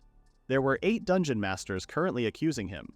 They were the dungeon masters of the Grand Eighth. Madarame already knew who the Grand Eight were, the pinnacle and rulers of all dungeon masters. It was the collective term for the masters who governed over the 8 great dungeons. Sitting at the top was the Silver Dungeon with a total of 220 million points. Second was the Dungeon of the Insect Venom with a total of 190 million points. The Black Dragon Dungeon with 180 million points. The Allure Dungeon with 140 million points. The Dungeon of Desire with 140 million points as well. Dungeon of the Celestial Maiden with 120 million points. The Malevolent Blade Dungeon with 110 million points. And finally, the Dungeon of the Crimson Lotus with 109 million points. They were a bunch of dungeons and masters with at least over 100 million points each to their name. Now that he thought about it, he didn't know how many points he currently had. Kerama tells him that he currently had around 4 million points. Madarame hums to himself, wondering what the Grand Eight were doing, picking a fight with an inferior opponent who was 2 whole digits below them. Kerama goes quiet and Madarame awkwardly smiles to himself. After all, they were just a dungeon that hasn't killed a single person. He laughs at himself because it is obviously nothing but problems. Kerama says that although the pretexts would vary, the main issue was probably the daily points he's gained. The casino dungeon averaged to 10,000 points per day. There weren't even 50 masters who earned that much in a day. Even the highest ranking one Silver Dungeon had its highest daily point gain at only 300,000. Madarame sighs to himself as he realizes that he was most likely seen as an eyesore they couldn't stand, and/or a nail that stuck out that needed to be hammered down. He asks Kerama when the inquest was, and Kerama informs him that it would be tomorrow at noon. If he chose to ignore it, the summons had a compulsory effect just in case. Madarame complains that he wasn't even given time to prepare, but he knew if he went on the inquest without a plan, he would just be made a fool of. Calling out to Kerama, Madarame says they needed to devise a strategy. Meanwhile, someplace else, a lone figure was quickly making its escape. A man sobbed and breathed heavily, his face bloodied and bruised, and he couldn't but think over and over that everyone with him was already dead. Their party, a promising new group of adventurers, had conquered several dungeons and finally chose to challenge the 8 great dungeons. Their first was the Dungeon of the Black Dragon. The middle layers were nothing special and their party cleared them with ease. They laughed, thinking that the 8 great dungeons were only at that level. But things didn't stay that way for long. Their party was annihilated in a single battle. A monstrous creature with a black aura. Auras became denser in color as it grew stronger. Black was said to be the endpoint of an aura. At some point, the man could only cower behind a tree as the enemy loomed ever closer. He knew there was no way they could have won against something like it. Eventually, the monstrous creatures reached him. His last thoughts before his head was inevitably cut off was how he shouldn't have been involved with the 8 great dungeons. Back in the casino dungeon, Madarame holds onto a sheet of paper with a magic circle. He bids Kerama goodbye, who wishes him good luck in turn. It was time for him to go to the inquiry hearing where the Grand Eight were waiting for him. The paper in his hands began to glow as the transportation magic circle was activated. At the Dungeon Society, Madarame's form materializes into being at the center of the Grand Hall. Gazing upwards, he sees multiple figures sitting atop tall thrones looking down at him. He smirks as he immediately recognizes who they were. It was the 8. A voice declares the beginning of the inquest. Madarame had some information from some preliminary investigations. The one speaking at the moment was the chairman of the Grand Eight and dungeon master of the Silver Dungeon, Sylvana. With a cold voice, she urges the accused to state his name. However, calmly, Madarame asks who they were accusing. Sylvana says that it was obviously him, but Madarame says that he couldn't answer that because he was no criminal. Finally having enough, a dragon-like figure yells at Madarame, warning him to mind his tongue. He reminds Madarame that they had been the Grand Eight since before he was even born. A cold-looking man wearing glasses scoffs, saying that Madarame's mouth was the only thing fully grown about him. Madarame recognized the rest of them. At the third seat, the dragon-like figure was Dogoscara of the Dungeon of the Black Dragon. At the second seat, Megwire of the Dungeon of the Insect Venom.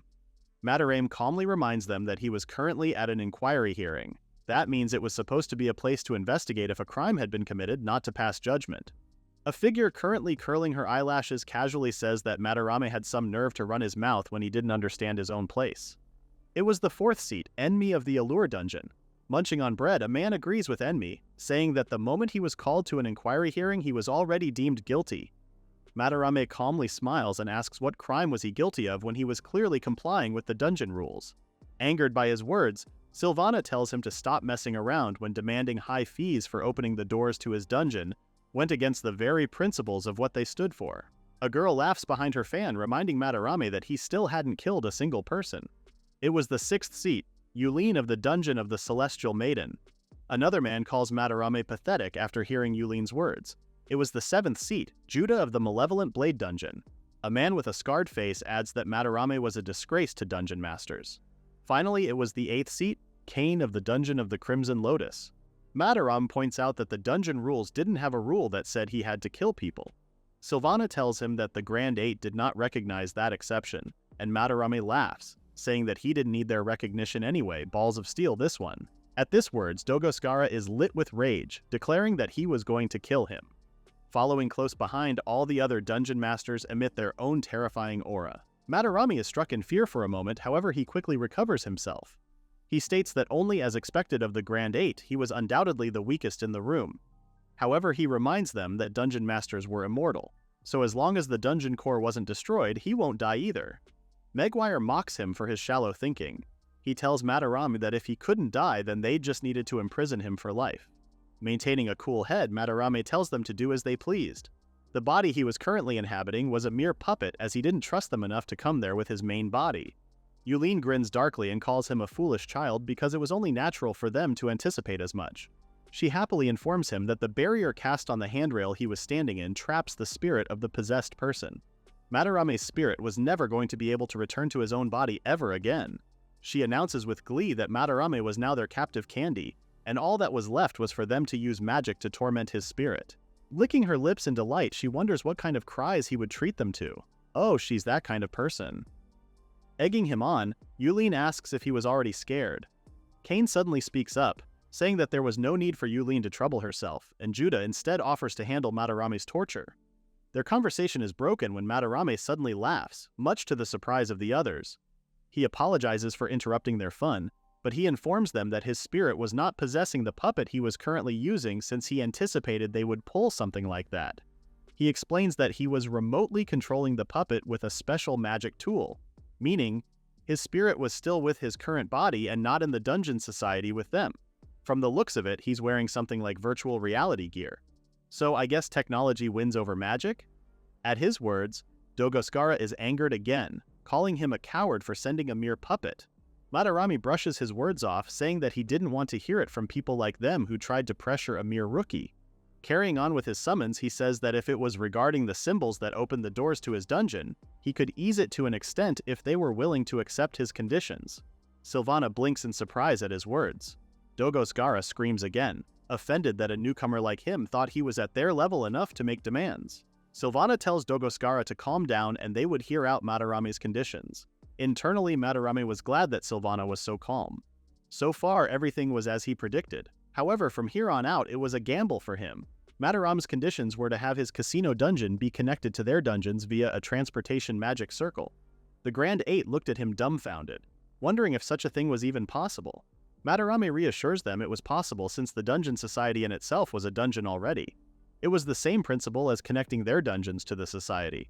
However, Megwire says that his idea was ridiculous. His proposal was interesting, but they had no need to connect to his dungeon. He reminds Madara that they were the Grand Eight, making their ranks, and his entirely different. To connect the dungeons, several contracts were needed, but Madara was not trustworthy, so they couldn't sign a contract with someone like him. Madara agrees that Megwire made a fair point. Instead, he would offer something else. He was willing to bet his dungeon core. Sylvana and the rest flinch in shock. Dogoscara asks him if he understood what he was saying. Waging his dungeon core meant staking his own life, but Madara reassures them he knew what he was doing. Madarame says that if either of their side breaks the promise, the person would pay a penalty based on points. He offers that the payment amount be his total of points. Sylvana goes quiet as she thinks about his offer. Madarame's dungeon didn't even have 10 million points even when estimated generously.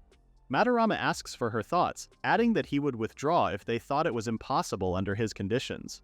Sylvana knows that the moment Madarame violates the conditions, he would die, but for the rest of the Grand Eight, it wasn't much of an expense. Finally, Sylvana agrees, much to Dogodgara's shock. She asks where he planned on placing the transportation magic circles. Madarame offers to put them in a spot next to the entrance. If they install the transfer circle, he agrees to easing the conditions for the doors leading deeper into his dungeon. Since the cost right now was 200,000 coins for both, he would lower it to 1,000 each. During his brainstorming session for the inquest, Kerama had suggested that Madarame negotiate the price of the door, leading deeper all the way down to 1,000 coins. Kerama was sure that they would accept the conditions. Madarame agreed, saying that there weren't any fools who wouldn't accept such a deal. However, now at the inquest, Dogodgara tries to order Madarame to make the entrance free. Gotta give him credit for the sheer audacity. Madarame keeps a pleasant smile on his face even as he feels his anger spike, calling Dogodgara a musclehead internally. He clears his throat and says that it wouldn't be possible. Since it was a gateway to the dungeon's depths, he couldn't allow it to be set at such a low price. Finally, Sylvana announces that they accept his conditions. Dogodgara demands to know why they were accepting Madarame's conditions, but Meguiar tells him to calm down. He points out that once the conditions were eased, Madarame's dungeon would be conquered immediately. Dogodgara could only groan in dismay. Madarame asks if the hearing was over if they had nothing more to discuss. Sylvana purses her lips, almost annoyed but unable to say anything. Instead, she raises a hand and declares the hearing adjourned. At the casino dungeon, a large group had gathered. Kaito pushes his way past all the visitors, trying to pass through and Seal catches sight of him. She quickly informs him that a huge passage had appeared next to the entrance, much to Kaito's shock. Kaito says that they heard from Dan and he quickly asks if anyone had gone inside and if Gillen was informed. Following close behind, Askel reports that Gantz and Treff had entered to investigate and she had sent a telegram to Gillen. Kaito tells everyone to get out for now as he and Melinda enter the passage. Upon entering, Kaito finds that it was a room leading to 8 smaller rooms. He enters one of them and calls out to Gantz and Treff. Treff calls him further inside to look at something. On the ground was a complex magic circle. Melinda informs him that it was a transportation magic circle. Gantz tells him that he tried using it just now, and Kaito asks in a frenzy what happened and whether it was connected deeper into the dungeon. However, before Gantz could answer, the magic circle begins to light up. The group watches as a party materializes in front of them. At the forefront, a man asks who Kaito and the rest were, but Kaito was just as confused as to who they were since they didn't look like adventurers from Roadlock. Not only that, but the aura they emitted was clearly far above their party's level. Kaito finally speaks up and informs them that they were at the casino dungeon.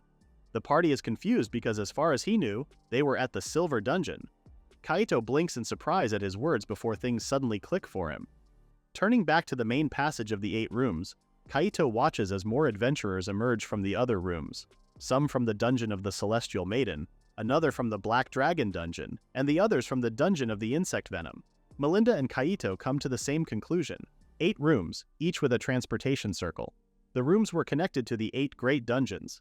Kaito laughs nervously as he realizes that the guild branch construction was all back to square one. He quickly gathers himself back up as he realizes that someone needed to take charge of the confusion, and all that responsibility fell onto him.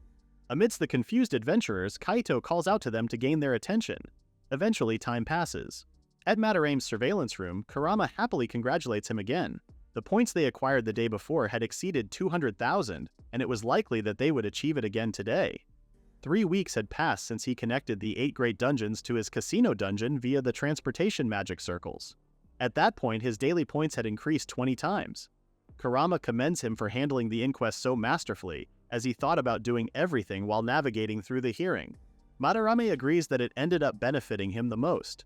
Thanks to the Grand Eight taking the gamble, high-rank adventurers were flowing into his dungeon. The adventurers were enjoying the amenities of his casino.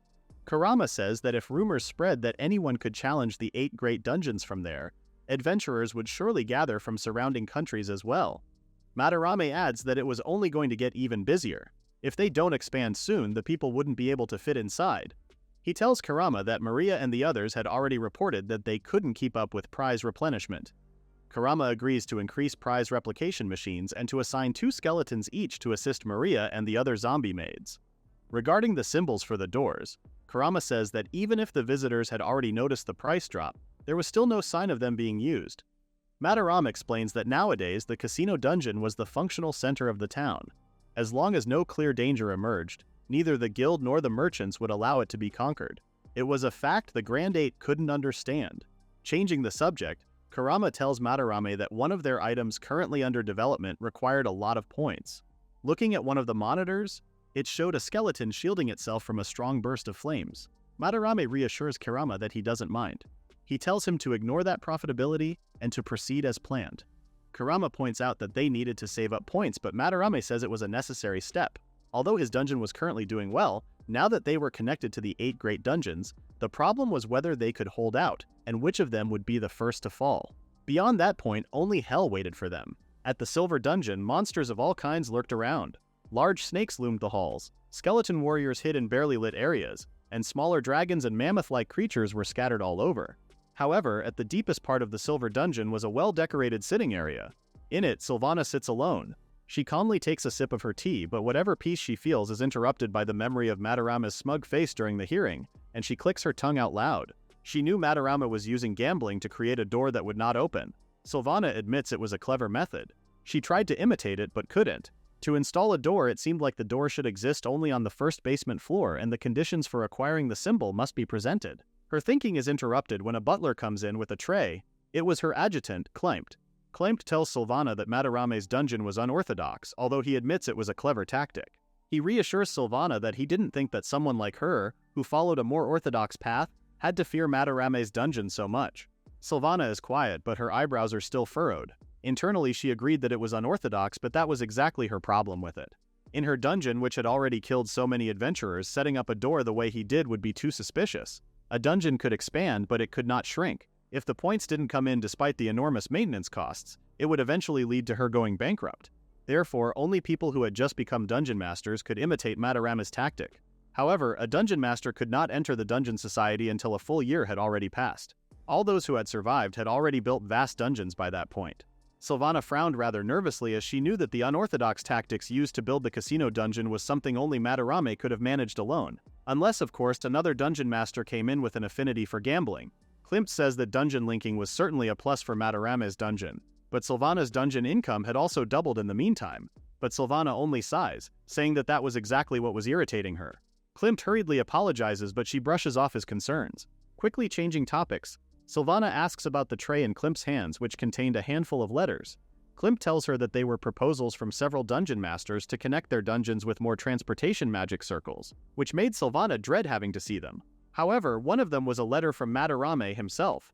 The news doesn't make Sylvana feel any better, and she orders Klimt to read it for her. Scanning over the contents, Klimt suddenly laughs in amusement, much to Sylvana's surprise. Apparently, Madarame was practically crying to Sylvana. Klimt laughs as he tells her that Madarame was at his wit's end because he got inquiries from other dungeon masters daily to link their dungeons. Sylvana more or less expected it. Only top-ranked dungeons ever approached them with proposals to link together. Lower-ranked dungeons hesitated to reach out to the Grand Eight. In that regard, Madarama was very much a newcomer. Klimt carries on reading the letter and says that Madarama suggested that the Grand Eight take the lead in establishing a management committee and proceed with creating laws for contract terms and penalty clauses for breach of contract. Sylvana is rather surprised to hear that it was a surprisingly sensible proposal. If she was honest, creating new laws was a rather troublesome task, but she knew that leaving it alone wasn't a good strategy either. Sylvana thinks aloud, saying that since the benefits of dungeon linking were greater for the lower-ranking dungeons and their masters, the upper ranks could start demanding tribute. Klimt is surprised by her words and the idea that she wanted to protect those below her and the Grand Eight. Sylvana admits that she didn't particularly mind if those in the lower ranks suffered, but it would be a problem when vast amounts of points moved and new powers started emerging, shaking the Grand Eight's stronghold. Her words satisfy Klimt's curiosity. He says that it was especially true for the 9th-ranking Dungeon Master, Lundamio, and the 10th-ranking Dungeon Master, Gargantua. Although they had pledged allegiance to Sylvana, their true intentions were hard to read. Sylvana thinks about developing new laws again and comments that she didn't like that it was Madarame's idea. Going back to the letter, she assumes that Madarame was asking to join the committee himself, but Klimt pleasantly informs her that that wasn't the case, and assumes that it was because Madarame knew his place. but Sylvana is alarmed by the news. After all, she was expecting him to be sharper than how he appeared. She quickly brushes her thoughts aside and reminds herself to not let her guard down. She wonders if she should just cut the Grand Eight's dungeon link altogether, isolate Madara and crush him. But she knew that as long as they were getting clear benefits from the link, there would be those from the Eight who would oppose abandoning the Prophets. The faces of Dagoscara, Judah, and Kain come to mind specifically. She needed a convenient method to attack Madara while still benefiting everyone else. Just then she remembers Klimt's reading of Madara's letter, specifically the part of creating laws for contract terms and penalty clauses for breach of contract. She quickly snatches the letter from Klimt's hands, much to the adjutant's shock. Eyes scanning over the letter in a frenzy, she laughs to herself and says that Madara was surprisingly clueless too. She orders Klimt to summon the Grand Eight immediately. Based on the 4th article of the 6 dungeon laws, she would convene a general assembly and add a new rule. The 6 dungeon laws were as follows. First, a dungeon master must build a dungeon. Second, a dungeon must be conquerable. Third, a dungeon master must follow the dungeon rules. Fourth, the dungeon rules were inviolable. However, additional rules could be added, but only if proposed by those ranked 1st to 10th in dungeon ranking and approved by a majority of all masters. Fifth, any added rules must be fair and equitable to all dungeon masters. And finally, the 6th, any added rules must not contradict rules already created in the past. At the Society Council Hall, the rest of the Grand Eight wait nervously, breaking out in sweat and almost completely silent. Megwire is the only one who seemed composed enough as he observed the others. Turning to the empty seat of the head seat, he wonders what Sylvana was planning. Adding dungeon rules was usually done to trap rivals, and judging by everyone's reactions, it didn't seem to him that anyone was informed beforehand. He wonders if Sylvana's target wasn't an individual but the whole group, but that didn't seem quite right either. Madarame's face pops up in his head and he wonders if it was meant to target a specific individual who wasn't in the assembly with them. Finally, footsteps echo in the room as Sylvana approaches, apologizing for being late. As she nears her seat, Dagoscara impatiently asks the agenda for their meeting. Sylvana says that it was about dungeon connections.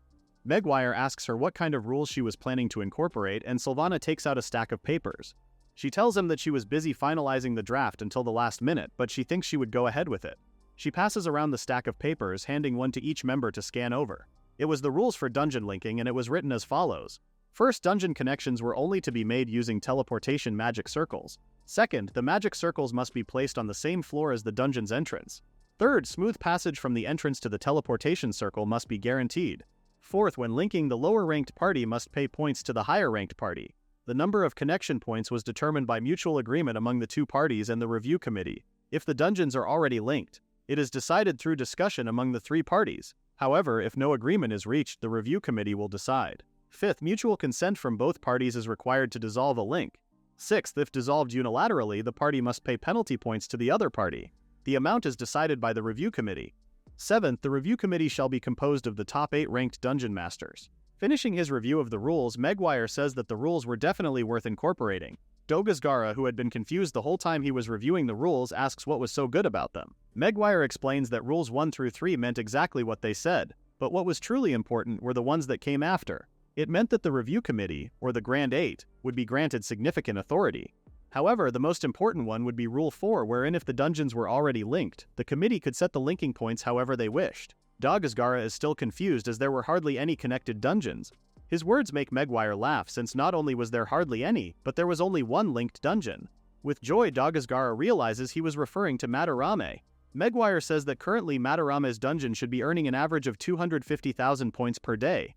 So the logical move would be the 8 of them to collect 40,000 points each from him. Although they didn't know how much he had saved in terms of points, within 6 months he would be completely drained. Soju asks what they would do if he offered to dissolve the link.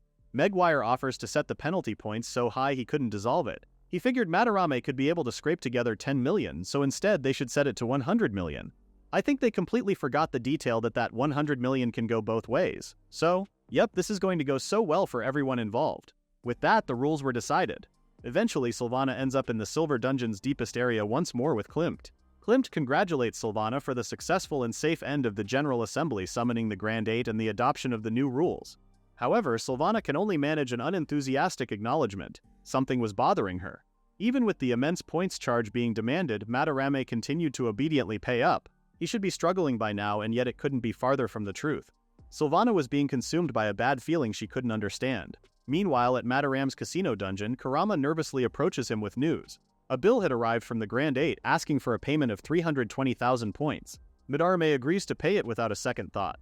Kerama knows they had savings, but he reminds Madara that at the rate they were going, they would go bankrupt in less than 6 months. Madara declares that they would need to cut down on expenses. They would also perform the forbidden act of cashing in coins. However, to avoid cashing in too much, a certain amount would be deducted as a fee. However, he knew they also needed to increase customers.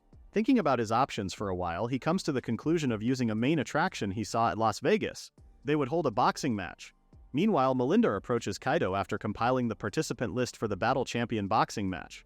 Kaido thanks her and asks if some man named Maison was going to participate. Melinda says yes, adding that Maison himself seemed rather motivated. Hearing their conversation, Dan exclaims in excitement to hear Maison's name. Apparently, the man was a vanguard from Roadlock who was nearly 2 meters tall with unmatched stamina. Dan had also heard that he was well-versed in martial arts and undefeated in bare-knuckle brawls. Dan declares that with Mayon on their side, they had a chance to win. Kaito agreed, adding that for the first boxing tournament, they would really like to see a local winner. The Battle Champion was a martial arts tournament being hosted by the dungeon. The rules were quite simple: one-on-one bare-handed combat. The winner received a prize from the dungeon, along with the honor of being the first champion. Kaito laughs at the idea that the dungeon master had just handed off the tournament management to the guild so easily. Melinda suddenly remembers that they were able to secure a priest, so they were all set. She laughs awkwardly as she says that seeing a dungeon master's first priority being securing priests for player treatment truly said something about the current state of the world. She jokes that she wished Gillen would learn from the dungeon master too. Dan adds that the dungeon master was also rather generous for freely giving him the rights to run the underground betting on who would win the championship. Melinda admits that she was rather worried about the deterioration of public order. Ever since coin conversion became available, more and more people had begun hanging around the casino. With a rather overwhelmed look on his face, Dan adds that the recent customers coming in had a scary look in their eyes, something completely dead serious. At their words, Kaito's eyes are rather terrified as he wonders what the dungeon master was thinking. Melinda is confused by his reaction, but Kaito is lost in thought. He couldn't understand if the dungeon master's purpose really was to save lives. If anything, Kaito thought he just seemed overly afraid of being seen as dangerous, and yet he couldn't understand why. He didn't know what his true goal was or what he was doing behind the scenes, but now that he thought about it, he didn't know why dungeon masters built dungeons in the first place. Time passes and the battle champion begins. An arena continuously erupts in cheers at the ongoing event. It's a mixture of excitement and nerves from those who bet on the fighters. In Madaram's surveillance room, a monitor broadcasts a live feed of the boxing match. Meanwhile, Madaram and Kerama are playing a simple game of chess. After a while, he laughs. He couldn't believe that at first he was only teaching Kerama how to play, but now it was hard for him to win. Kerama blushes at his flattering words. As he plays, however, Madarama's thoughts are somewhere else. His situation was overwhelmingly unfavorable, and for a second he considered resigning. However, he quickly brushes off the idea when he still has a path to victory. Picking up another piece from the chessboard, he tells himself he just needed to go all in. Time passes and Sylvana looks down at something, her expression conflicted. Kneeling before her was Dogozgara, who was begging her for help. She softly calls out to him, trying to think of a way to calm him down. From behind Dogozgara, Yulin tries to get him to calm down as well, but he ignores her. Instead, he calls out to both Sylvana and Megwire, asking them to lend him a couple of monsters. Sylvana asks if his dungeon was about to be conquered.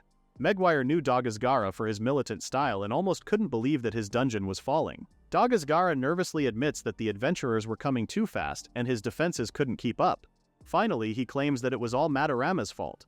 5 months ago, the 8 Great Dungeons linked their dungeons with that of the casino dungeon. This brought benefits to the Great 8, but at the same time it carried hidden dangers. Especially seen now as Dogozgara begged before the other members, saying that it was all Madaram's fault. According to him, no matter where he placed the monsters, they were killed immediately. With a terrified look in his eyes, Dogozgara says that even if he made the dungeon deeper, he couldn't stop the adventurers' progress. Megwire stays silent, but he admits to himself that he completely underestimated Madarame. He didn't think that the dungeon connection would backfire so badly. He clicks his tongue in annoyance. He knew that it wouldn't just be Dogozgara. In all their dungeons, adventurers were appearing before the dungeons could reset themselves. But there was surely more to that. Megwire's thoughts are interrupted when he hears Dogozgara curse Madarame. He claims that he was displaying items in this dungeon's prize shop that were perfectly suited for conquering his dungeon. Megwire stays silent still, casting a glance at Sylvana and waiting for her next move. Sylvana instead asks what happened to Dogozgara's dragon riders. Dogozgara admits that they were killed and almost completely wiped out. Yulin immediately offers to lend him her celestial maidens, but Dogozgara shoots the idea down. His dungeon wouldn't be able to fully utilize his monsters, which specialized in charm-based tactics. His words make Yulin flinch. Turning back to Sylvana, Dogozgara begs her to lend him his Silver Knight Legion. If that wasn't possible, he asks for Megwire's poison assassination unit, however his conquest group wasn't that large to provide any help either. The hall is silent until suddenly Yulin gets on her knees, head lowered to the ground, and begs them to save Dagazgara. Immediately, Judah and Kane are against her actions, telling her to lift her head. Even Dagazgara is surprised by her actions, however, he does the same and kneels before Sylvana. She's caught off guard, at a loss for words. Finally, Sylvana apologizes and says that she's unable to lend him her monsters. In a panic, Yulin looks up and begs Judah and Kane for help. Judah looks away and Kane admits that even with their monsters, he really didn't think they could defeat the adventurers in Dagazgara's dungeon. Suddenly, Dagazgara's body is consumed by a strange aura. Yulin calls out to him in a panic. Dagazgara himself doesn't know what was happening. Right before their very eyes, and as Yulin reaches out to him, Dagazgara disappears in the blink of an eye. Yulin gapes in shock. Maguire exclaims in disbelief as he realizes that Dagazgara was just forcibly returned. When an invader reached the deepest level of a dungeon, the master was forcibly pulled back to the dungeon, so it could only mean one thing for Dagazgara. Yulin wails in horror. Maguire and Sylvana share a glance. With a dark look in his eyes, Maguire says that they would pay the penalty points to Madara and sever Dagazgara's dungeon link. Yulin turns to him in disbelief as it was essentially playing right into Madarama's hands. However, suddenly Maguire raises his voice, saying that the others were the ones dragging him down with them. Madarama's dungeon would run out of points in another month. No matter how much he dragged the problem out, he wouldn't last another 2 months. Maguire points out that his dungeon could hold out for another 4 months, but the others are another problem. His words cut deep as both Judah and Kane are unable to say anything. Maguire continues to say that someone like Dagazgara, who fancied himself a fighter, was in the current state he was in. If he fell now, Madaram's collapse would be delayed. If 2 or 3 more fell, his balance would turn into a profit. And if that happens, Madarame's dungeon won't collapse. Sylvana says that it was fine to sever the link. However, she asks Maguire if he would be able to pay the penalty points.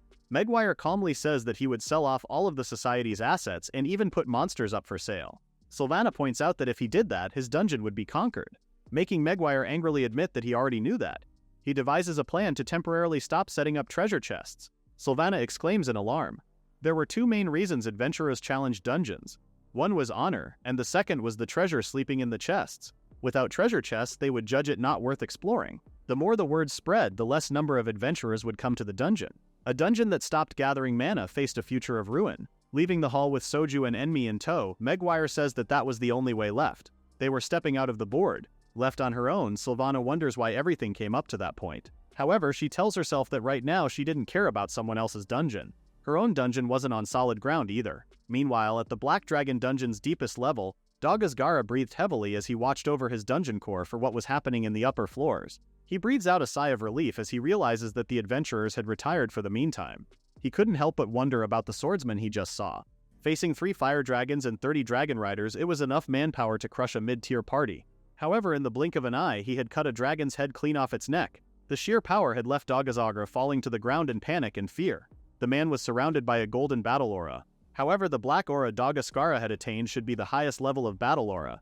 If he could just kill that party and that swordsman, then it could possibly solve his problem. His thoughts are interrupted when his attendant enters the room, holding an urgent letter from Yulin. Snatching the letter from him, he goes through the contents as quickly as possible. Enraged, he roars as he hears about what Maguire had done. They were practically surrendering to Madarame.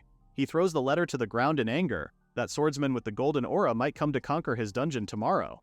Dagazgara couldn't believe that someone like him was going to die, especially since things were going so well until recently. He begins to kick the dungeon core in his angered state, saying that everyone last of the people around him was useless. His attendant tries to calm him down, but Dagazgara turns to him, his eyes blazing. Without thinking twice, Dagazgara swings at his attendant, telling him to shut up. The sheer force of his hit sends the smaller dragon flying. Realizing what he had done, Dagazgara forces himself to calm down. He sits on the ground apologizing to his attendant, Laguna. Laguna tries to reassure him, but he grunts in pain from the hit he received. Finally, Dagazgara tells him that he was surely going to die and he wasn't going to survive. However, he didn't intend to end things as is. He asks Laguna to entrust his life to him, much to his attendant's shock.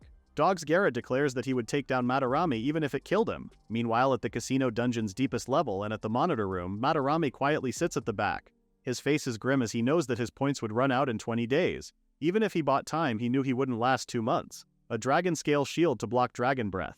A poison-breaking mask to block against poison mist, fire rate cloth and boots that blocked high heat, and the Book of Enlightenment that granted charm resistance.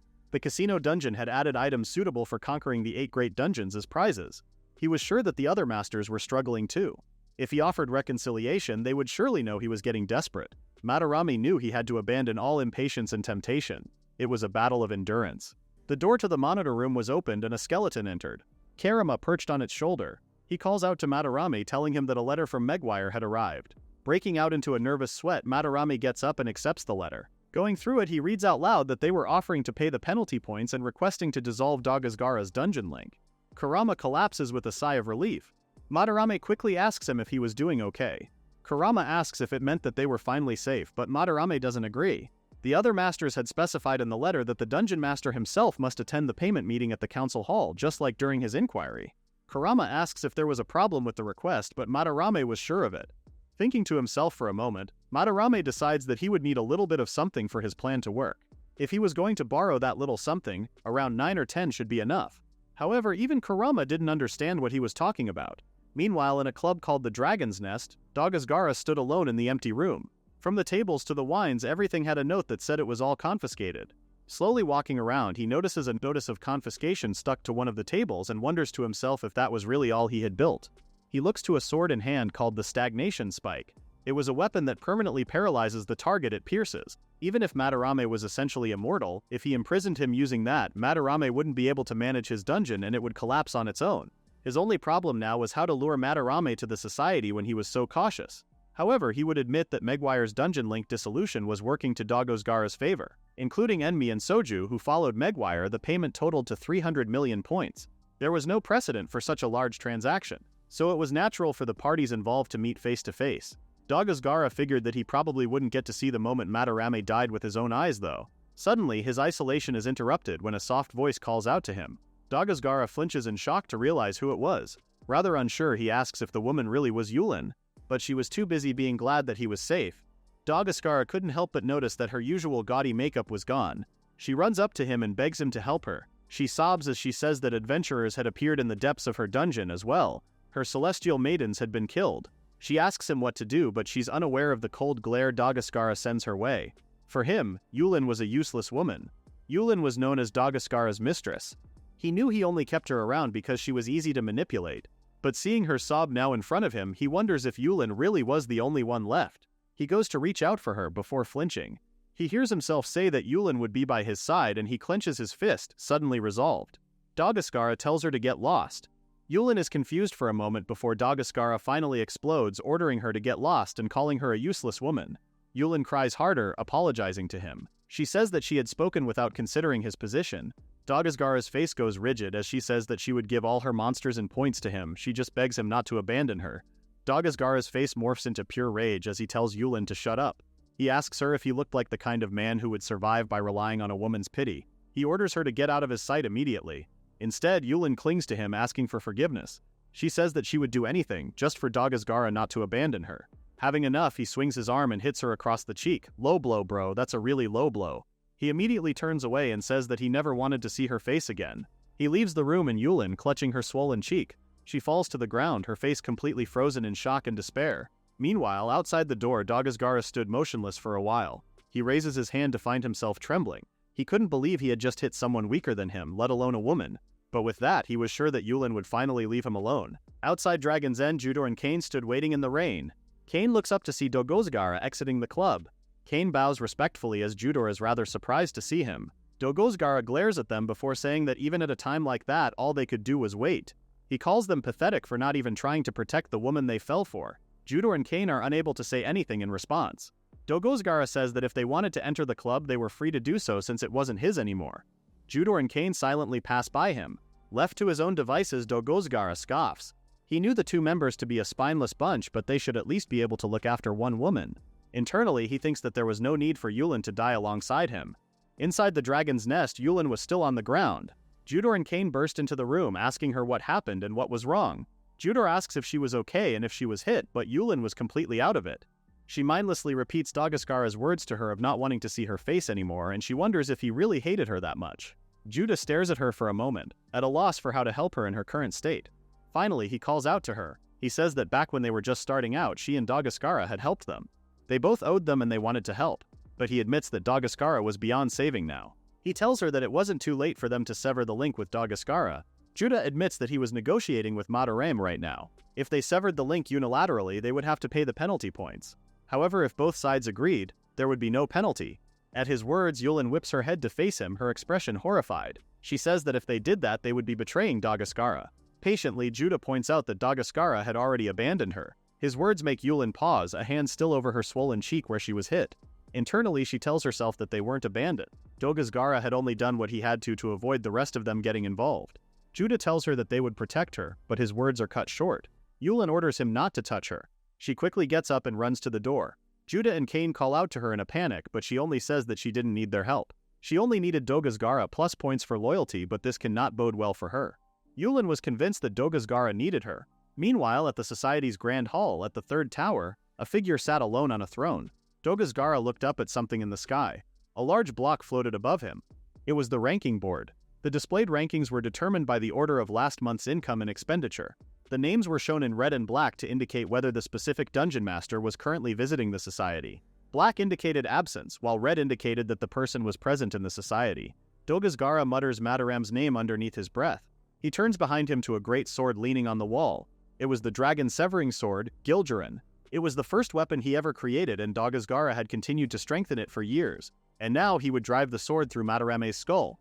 Standing from his throne, he approaches a table with other weapons. All he needed was a wedge from the stagnation and 3 teleportation scrolls. His plan was solid. The Grand Hall was protected by a barrier of Class 8 strength. No one could enter the barrier except the Grand 8 and those granted permission. However, there were several loopholes. One of them was the teleportation spell scroll. It wasn't easy to obtain due to its high cost. Using it allowed the caster to summon monsters directly to their location. With the scrolls on hand, he would only be able to summon 3, but those 3 would be the strongest of his forces. Madarame's dungeon had no strong monsters because he didn't fight adventurers. Dagaskara thought Madarame was nothing more but an insect.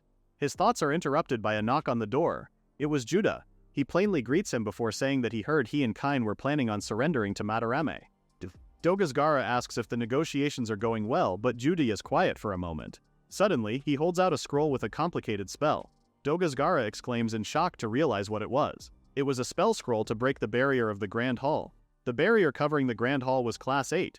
No stronger barrier magic currently exists. Not only that, but to break it, a person needed high-end Class 8 magic. A person could make such a scroll with a dungeon core, but it would cost at least 10 million points. Dagaskara asks how Judah got something like that, and Judah admits that he dipped into his savings a bit. Oh, he's a real one for that. Dagaskara doesn't know what to say to that. But he did know that, simply put, Judah must have sold almost all of his assets. Judah says that he already had 50 monsters waiting outside. The plan was to storm in as soon as the barrier fell. Dagaskara asks why Judah didn't side with Madarame. Judah admits that he would have liked to, but rather bashfully, he says that Yulin wouldn't allow it. He says that it was the weakness of love and he had already made up his mind. Dagaskara lightly laughs, saying that Judah seemed to have found a better look for himself. However, Dagaskara admits that there was still just one problem. They still weren't sure if Madarame would come or not. He had made it a condition that Megwire pay the penalty fee in person, but they couldn't be certain Madarame would honor it. Judah tells Dagaskara that Kane had also offered to cooperate. Judah assigned him to watch the transfer plaza since access to the society was basically through the teleportation gate there. For the plan, he says that once Madarame arrives, they would check the ranking board to make sure if he was the real one or not. Dagaskara looks up as Judah shows him a bracelet. He says that they would stay in close contact. The item was called a whispering bracelet. It possessed a communication function and was widely used among dungeon masters. Dagaskara commended him for the good setup. Judah asks how the other members of the Grade 8 were going to react, and if Megwire, Enmi, and Soju were siding with them. Dagaskara says that Megwire and the rest wouldn't bother getting involved in the matter. If they ended up succeeding, it would also benefit them, so they probably wouldn't interfere. However, Sylvana was supposed to attend the payment meeting. Judah exclaims in surprise to hear that Sylvana was coming.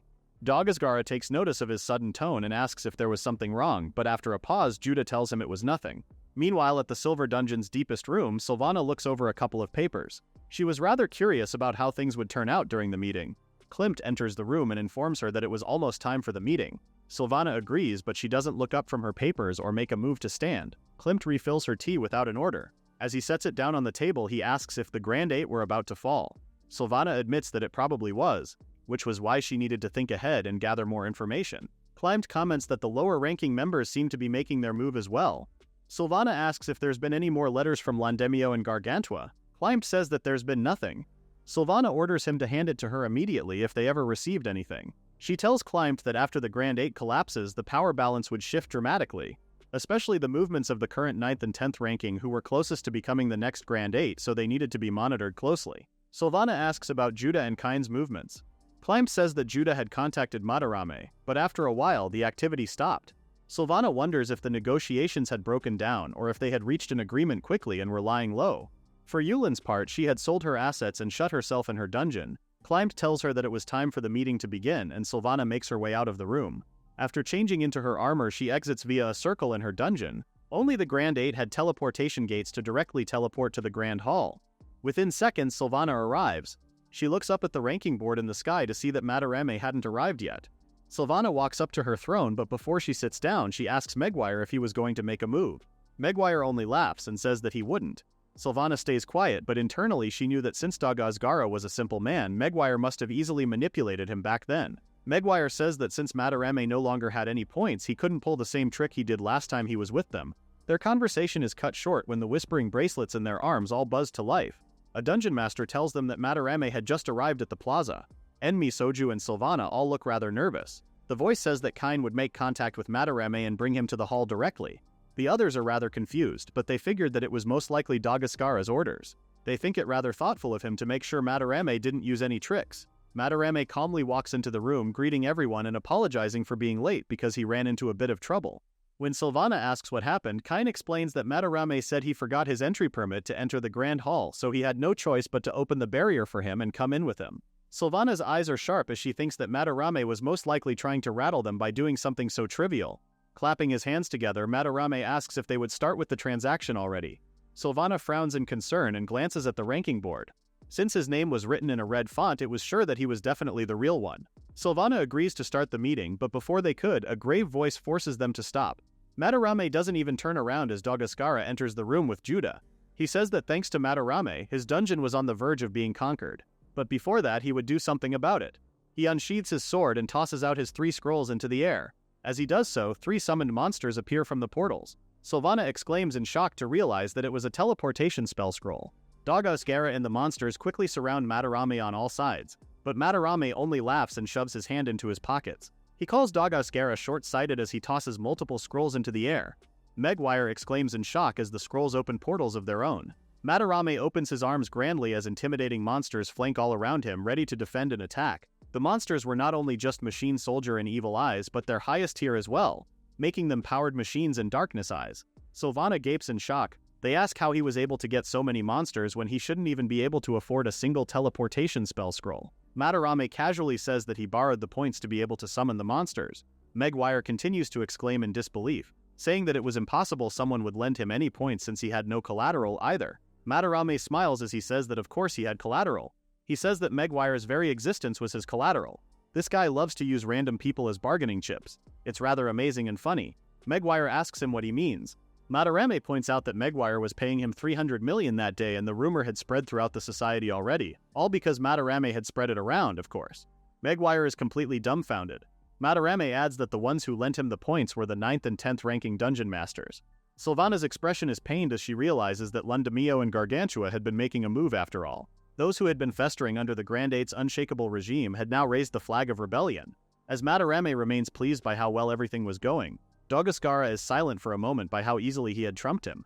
Finally, he roars that he wasn't done yet, and he raises his last scroll. It glows with a strong light before the barrier above the Grand Hall shatters. Soju exclaims in disbelief that the barrier was falling apart.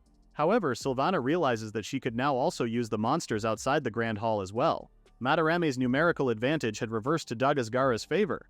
Dagazgara is suddenly surrounded by a terrifying aura as he declares that he was the master of the Black Dragon dungeon. With a mighty battle roar, he runs into the battlefield. He leaps into the air right over one of the mechanical monsters. He says that even though they were high-end monsters, he wasn't losing to monsters that were just created. However, as he swings his mighty sword, the monster blocks it with its weapons. Dagazgara freezes in shock. It should have been impossible to block his strike as it can easily cut through steel. Laguna suddenly calls out to him as another monster sneaks up on him. Its cannon ready to fire right at him. Instead, Laguna comes in between Dagazgara and the attack, successfully deflecting it with his sword. He tells Dagazgara that the machines were coordinating amongst each other, so they had to fall back. But before they could make another move, they notice one of the eye monsters summoning a magic circle. It casts Roaring Thunder Smash. 2 Dragon Rider tanks place themselves before Dagazgara and Laguna, ready to take the hit. But once it makes contact, the tanks are completely charred. Sylvana exclaims in shock to realize that the monster had just used Class 7 magic. Suddenly Laguna rushes in, cursing at their enemies and telling them not to get cocky. With lightning speed he attacks one of the machine monsters, but each attack is easily blocked and deflected. The machine delivers a strong swing that Laguna barely dodges. Laguna warns Dogascara to be careful as the monsters were definitely stronger than normal, but Dogascara couldn't believe it. He didn't know why Madarame had such powerful monsters at his disposal. Madarame calmly states that they were monsters that Lundamio and Gargantu also bought. He tells them that while they were sitting proudly as the Grand Eight, those below them had been sharpening their fangs all that time. Sylvana couldn't believe what she was hearing. She couldn't believe that the 9th and 10th rank had gained so much power. It's not quite that she was complacent, but things had certainly taken a turn without her knowledge. With that, Madarame grins darkly as he says that he believed it was time for the old rulers to make their exit.